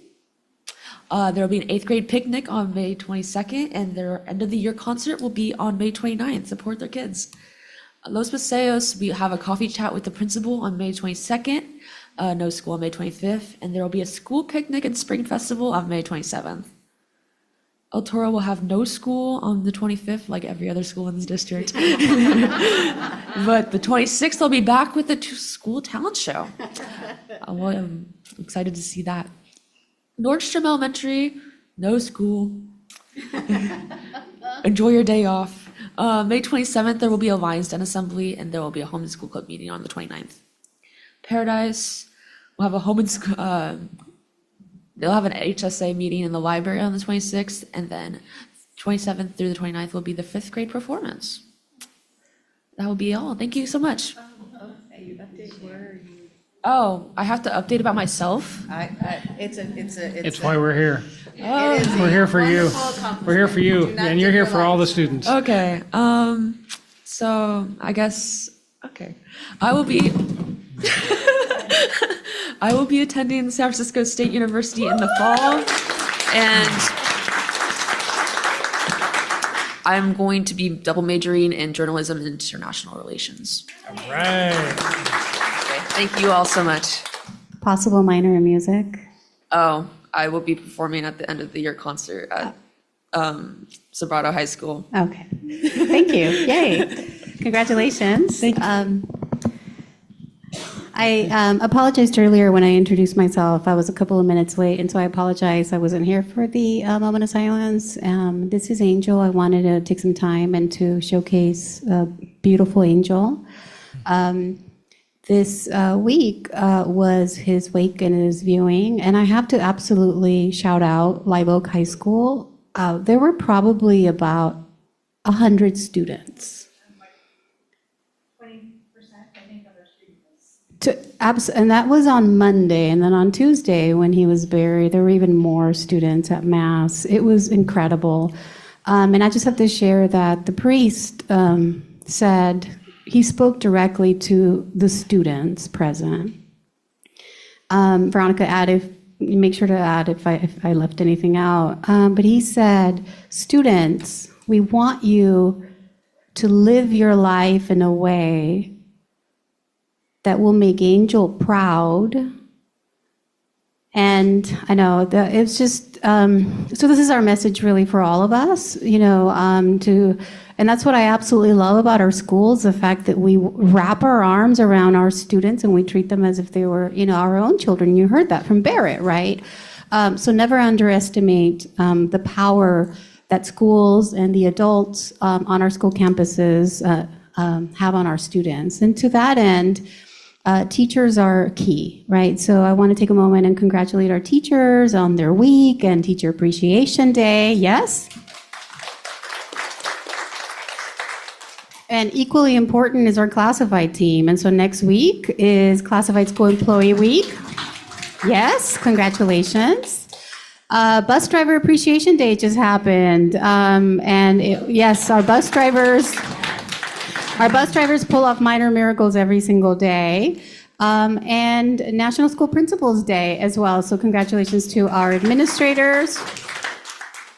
Over 800 adults strong, wrapping our collective arms around 8,000 students. So for that, thank you all. Thank you for making an incredible difference. A few highlights since our last board meeting, just a few highlights. Went down to Anaheim to congratulate Sobrato for their distinguished school distinction. And so we had a little bit of time to spend with Mickey. You see that in the middle.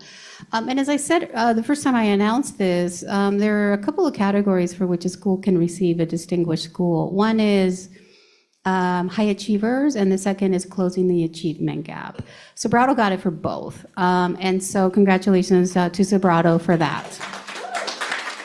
I think they should get 2 awards, but they got 1. Also, Decision Day at Live Oak and Sobrato High School.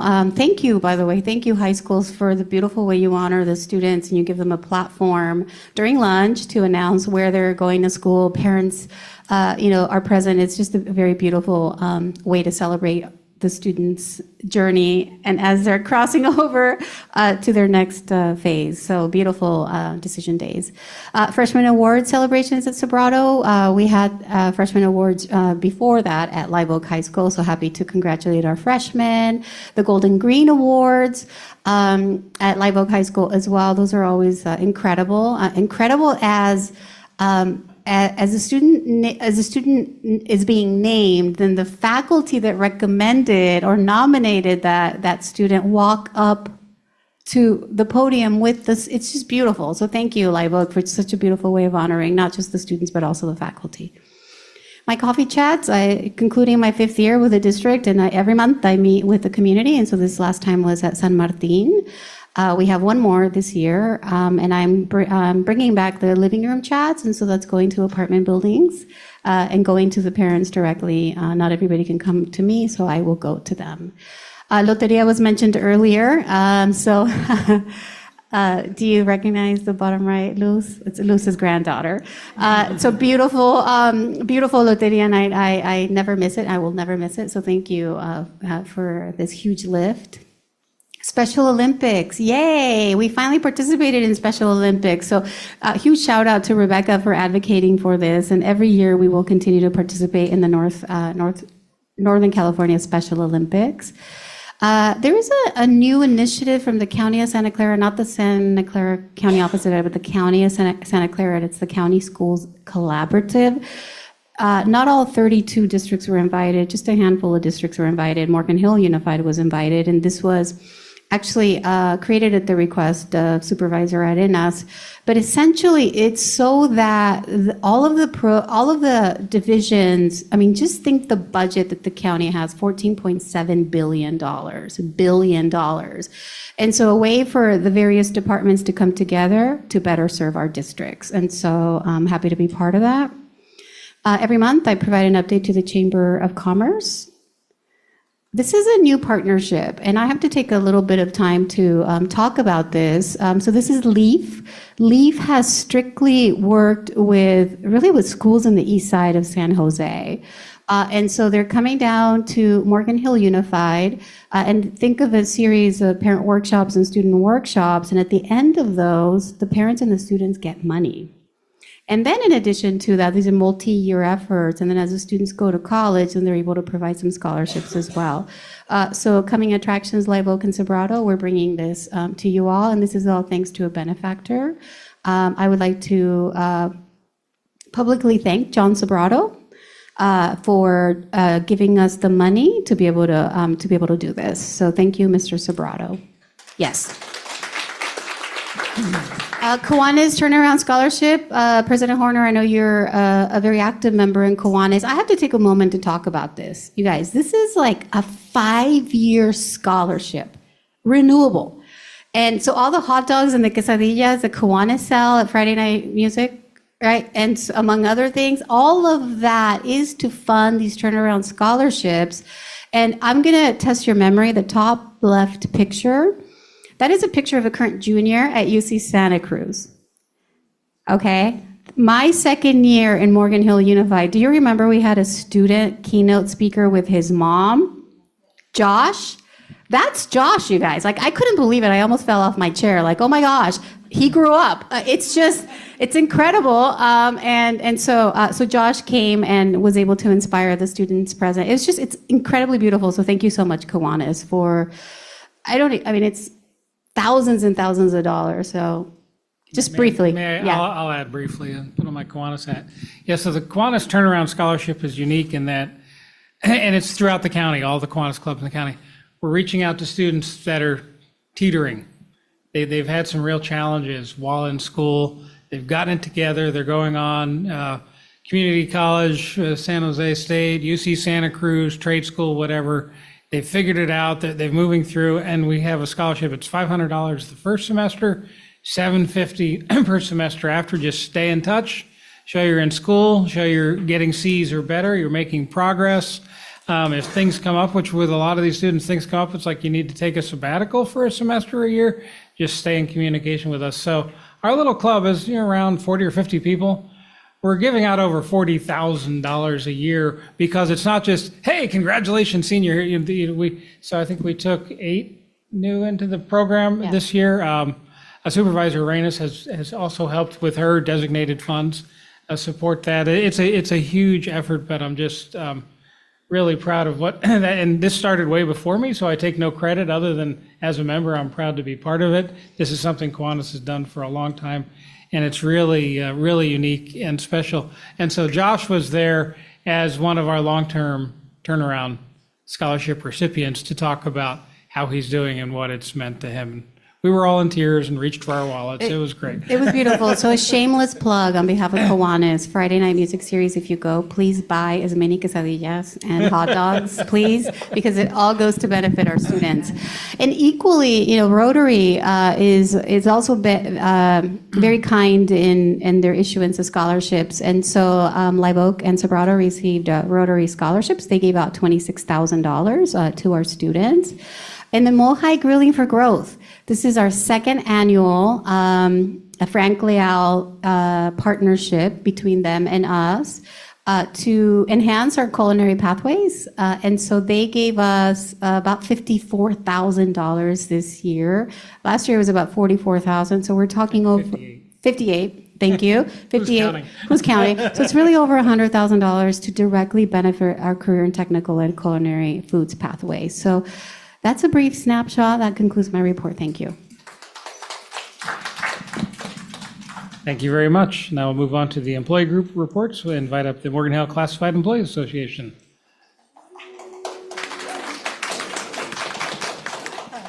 Good evening. Just go ahead and put my report. Sorry, right? Yeah, there you go. Well, good evening. My name is Elisa Garcia. I'm the CIA president. This year, I'm just going to report what we've been doing. We had elections this month past, and we have new executive board that's coming in. Just wanted to come and introduce them because starting July 1st, they'll move forward. It was a nice run. Turnouts were good with all my members. I just want to go ahead and let them say their name and the position that they actually were awarded in for this year. President. Hi, my name is Dusty Klein, and I'm the new president of our classified union for the next 2 years. I'm very excited, and we are really looking forward to those 2 years with you guys. Thank you all for everything you do. I would like to say, though, on behalf of Live Oak, that it will be like a Live Oak team. As they introduce themselves, you will realize that we are all part of the Live Oak family. Vice President. I'm Kim Dean, and I'm the second time around for vice president for the next 2 years. From Live Oak. From Live Oak. Hi, I'm Nancy Herrera. I'm also from Live Oak. I am the new secretary for organization. I look forward to working with everyone. And I have moved to treasurer this year. And I'm happy to be where I'm at. We have a good team. I just want to congratulate the treasurer that was working for us. She's sick today. She couldn't make it today. I just want to also do our secretary that's leaving us and retiring, Luz Andrade. I just want to recognize publicly their hard work. We went through a lot of challenges of changing and moving around, and we have gone to victories in the way of working together as our members are coming in and moving forward to better our workers. And I really would like Luz to give her last words, because if you don't know, Luz was with us in our association since the beginning, and she's always been our secretary. And now she's really leaving us completely. Okay, thank you. I don't remember how many years I've been doing this. So I took over after Kristen Stonehouse, and I opted to retire at the end of this school year to spend more time with my family. So after 30 years with Morgan Hill Unified, au revoir. And now, But we get to celebrate you tomorrow. Yes. Thank you. I'll still be around. She'll be around. She lives in Morning Hill. We'll go bug her. I just want to say thank you to all of them and to all of you guys, and we're happy to start our new year in July 1st as your executive board and members of a Classified Unified. Thank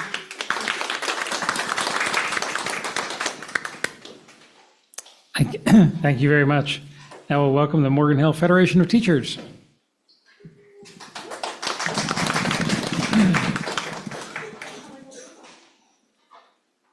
Strangely, also Live Oak. I just want to say, before I speak, thank you for honoring Angel. I have a T-shirt in my car that his friends are selling, and the donations will go to his family. So if you want, shameless plug, the shirt's beautiful. Have you all seen it? The one with the wings? Yeah, the one with the wings. Yeah, it's very beautiful. So it's $20. I can hook you up. Yeah, I know a guy. So I don't usually interrupt you, but we're going to take a break right after these. Yeah. No, not now. Okay. But on the break would be a great time to bring some of those T-shirts in. I only have one. That's for me. Oh, but I can okay. show you. I'm trying to work your plug And here. then I'll collect your money, I promise. Yeah. That's fair. That's fair. Yeah. Good evening, board trustees, executive cabinet, and community members. My name is QA Nguyen, and I am honored to be the elected president of the Morgan Hill Federation of Teachers. As I mentioned during my last time at the mic, May is a time for reflection and celebration. Educators and students are in the midst of wrapping up state and district testing, reflecting on how the school year went, and celebrating their successes. As you all know, last week was Teachers Appreciation Week. I'm humbled and honored to represent our certificate staff as the hard work and dedication they give to their classrooms, their schools, and their communities is a true testament to them as working professionals.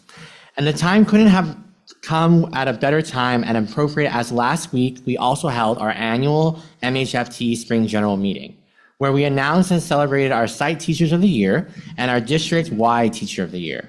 They are the epitome of what it means to show up, and they are a symbol of how proud and honored I am to work in this district. This week is Classified Appreciation Week. I want to thank all the classified staff, as we could not do our jobs without them. The California Federation of Teachers theme this year in honor of classified staff is "We Do It All."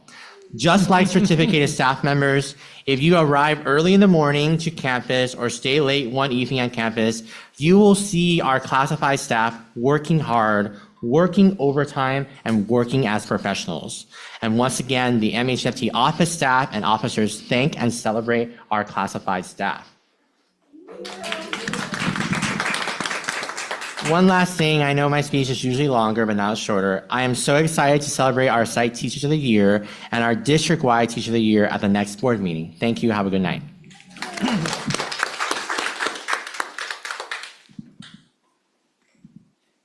Michaela. Nancy, Where are the Post-its? Yeah, it's a paper now.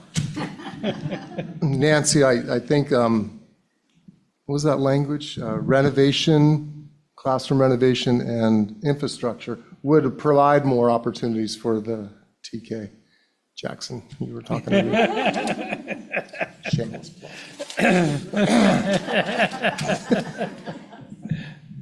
plug. Good evening, everybody. Thank you for the opportunity to speak tonight. Patrick Buchser, president of Michaela. We have Michaela election updates as well, too. Right, Julie? That's right. This is a strong campaign. A lot of voter turnout.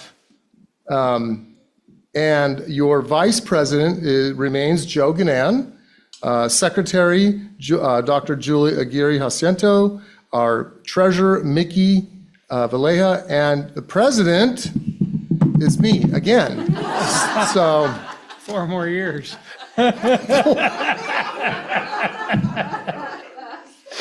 Yes, ma'am. Yes, sir. Okay. So in many schools, the staff recognitions are occurring, and we want to thank all classified certificate administrative for all the amazing support that we do for kids and families throughout the day. At the school sites, everybody's finishing strong. It's May. State testing's wrapping up. We have district assessments. Your principals are working hard to finish up their single plan for student achievements, SIPSAs, working with the ELAC, school site councils, and all the different advisory committees to get those to you in the coming meetings. While we're closing out this school year, we're also preparing for the next year with schedules, ordering books, personnel, lots of factors and considerations in getting next year up and going already. Summer school's in the continued planning, and also principals are getting ready for the end of the year celebrations, ceremonies, activities, promotions, graduations, memory making opportunities in each classroom. Tomorrow, as a reminder, is the retirement celebration. Next Wednesday is Battle of the Books at the library, right, Julie? The library, and all the elementary schools will be involved in that. And finally, it's exciting to hear information tonight and hopeful for the future opportunities in our school district for the upcoming years, pending board and community approval, with the different opportunities for hopefully stewardship and keeping the upgrades in our schools sites to continue in present and in our absences. So thank you for the opportunity, and that is it from Michaela. Thank you very much, Mr. Buchser. All right, it's nearly 8, so let's take a short stretch break and come back as close to 8 o'clock as we can. So 3 to 5 minutes, if that's all right. And get your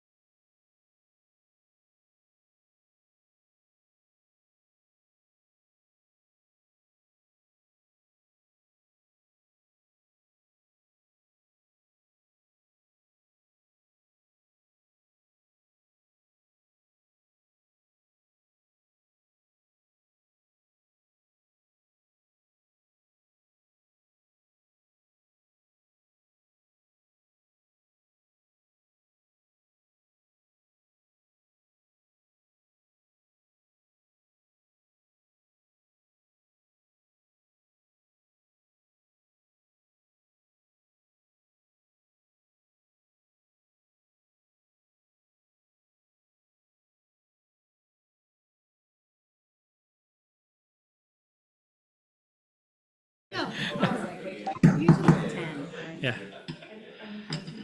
Okay, 8:05 will call us back into session here. Moving on to reports from board members. Any board member reports?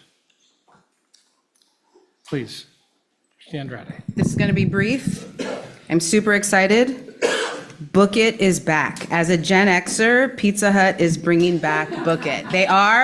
It is in app form. I haven't downloaded it yet because I don't have littles, but I'm just letting y'all parents know, if you can put the word out, Book It is back. So this summer, you're going to get your personal pizza. Just some professional news. I'm tenured at Gavilan. And so I just kind of wanted to share really quickly how different the process is. It's a 4-year process in higher ed, and it's a panel with 3 faculty and a dean for 4 years, plus student evaluations. So they go through your student evaluations and they read them. So I'm happy to report that I was tenured on Tuesday evening. So it's going to take a wrecking ball to get me out of there. And in other Gav news, I'm also excited to report that I will be teaching at the James Ranch facility here in Morgan Hill. Wow. So there's a new MOU with the Santa Clara County and Gavilan College. And so for those of you who don't know, it's 14 to 25. It used to be formerly CYA. And so they've modified it. So I'll be teaching conflict resolution there, either this fall, if we can get it in, or in the spring. So that's it. That concludes my report.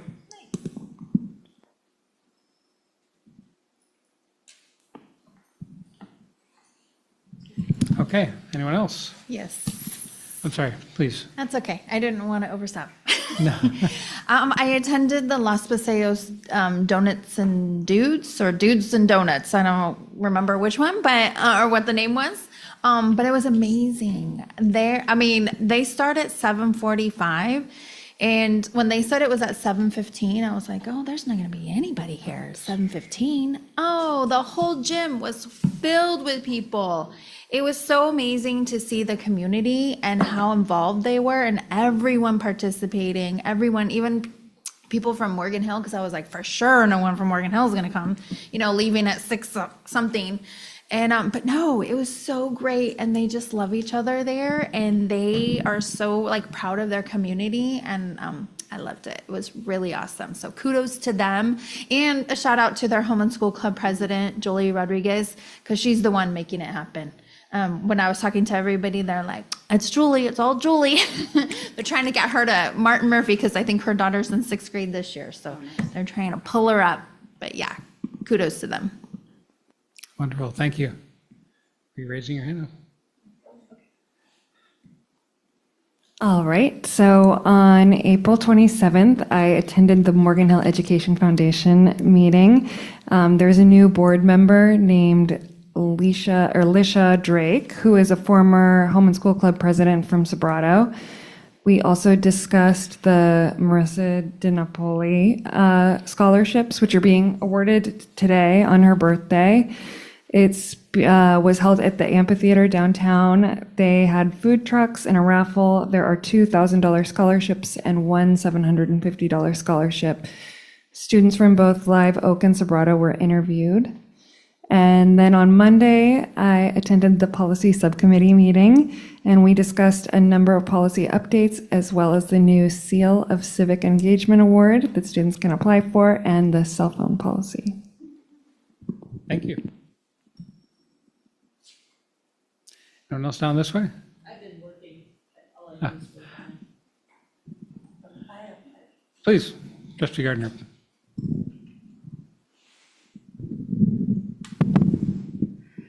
Okay, so I'll start with my site visits during the open houses at both Martin Murphy and Paradise Valley. Both were well done, and everyone in attendance seemed to be genuinely enjoying themselves.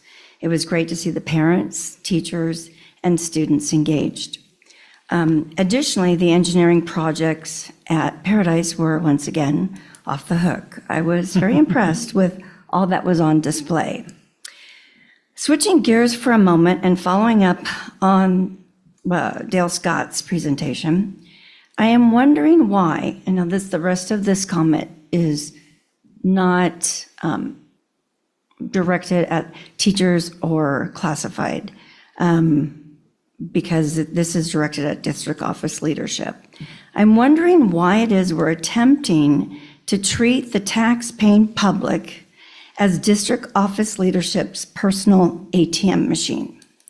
Why are we going to the public with our hand out again, asking for more money while not delivering a reasonable return on their investment? Why don't we instead insist Superintendent Garcia stop deficit spending?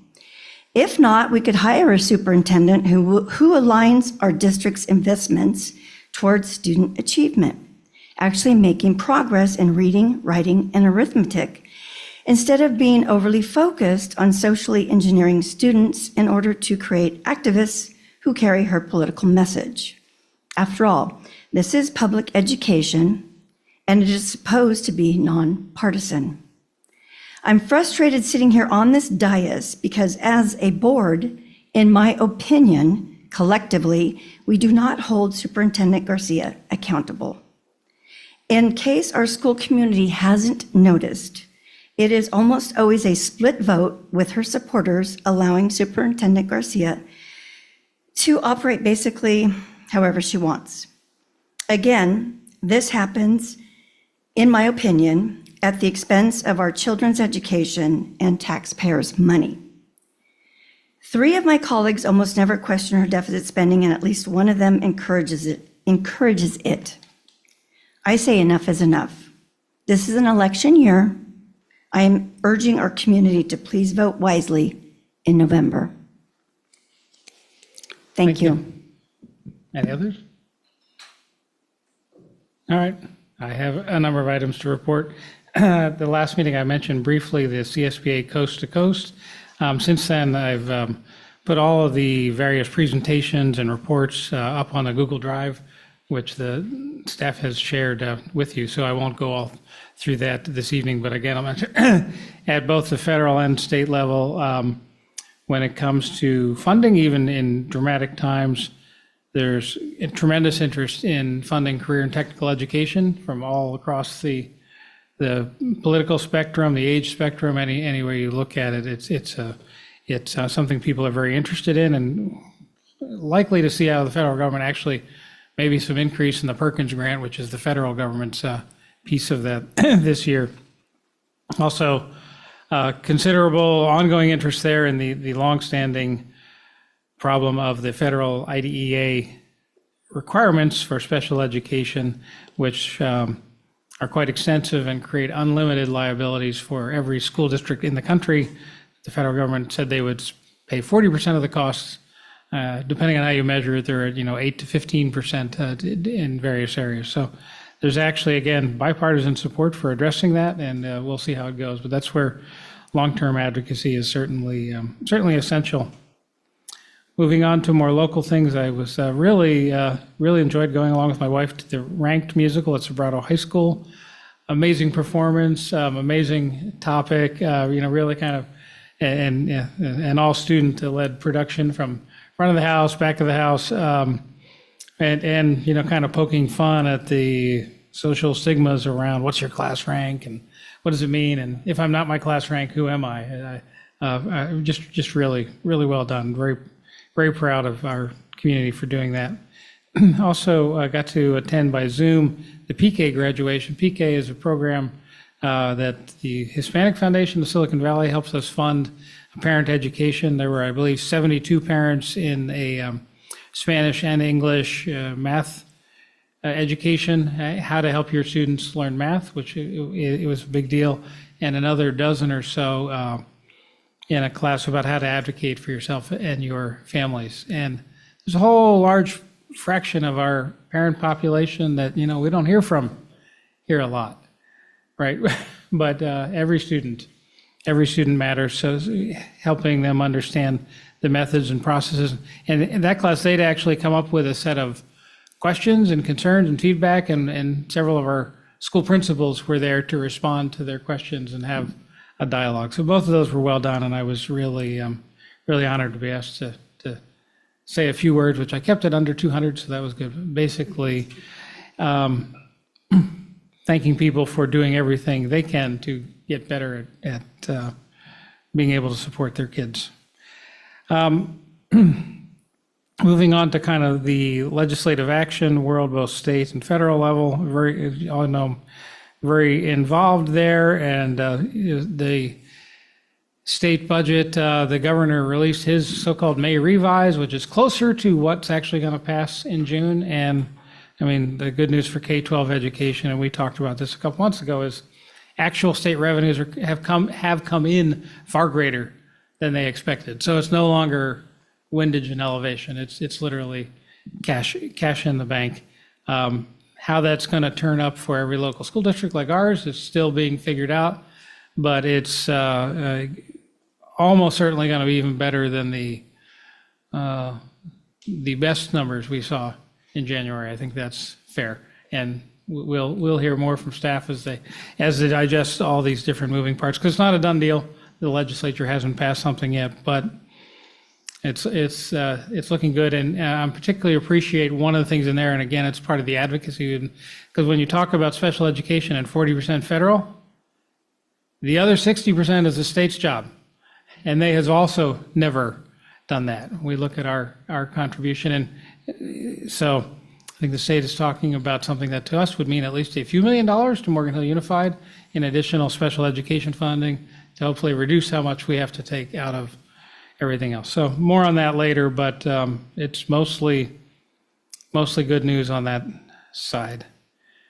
Then finally, I'll say last night I went to the County Association's Hoffman Awards. They sold out quickly, so not everybody could go, but it's just an opportunity to highlight some of the most amazing programs around. A few of the ones that were highlighted, I'm like, hey, we're doing that. Why did they get credit? But it depends on who applies, and I think there were 30 applications for 7 awards this year, but always great to have a chance to learn, and it was good to be back. That event for a number of years has been held at Metro Ed, and their culinary students, this is kind of their capstone project for the year, putting on a big dinner for 150 people. The whole thing. I got to talk to the chef and Aaron, the superintendent there. I said, "Do you do a lot?" He said, "No, this is the one. This dinner where the county association comes, and as an association, when we buy our tickets, we pay them, right? So that covers the cost of food. But there must have been 30 to 40 students involved, and at the end, all the students come out and we thank them by name. And it's wonderful not only to celebrate programs, but real up close and personal. I ended up being the guy to do the light switch. Spent a lot of time talking to one of the ladies in the back there who's said, "How long are you going to be here?" She's staff. She said she's going to be there till midnight. She's one of the janitors, and she said, "It's the best job she's ever had." So it was quite an evening, and I will leave it at that. Any other board reports? Okay, seeing none, we'll move on. The calendar of upcoming events is published, so I'm not going to read those to you. Consent items, I know for the item N under business services, I believe. Yeah, please Trustee pull Altman that, yeah. asked that to be pulled because she has her employer's in there somewhere. I'm conflicted, yeah. Yeah, okay.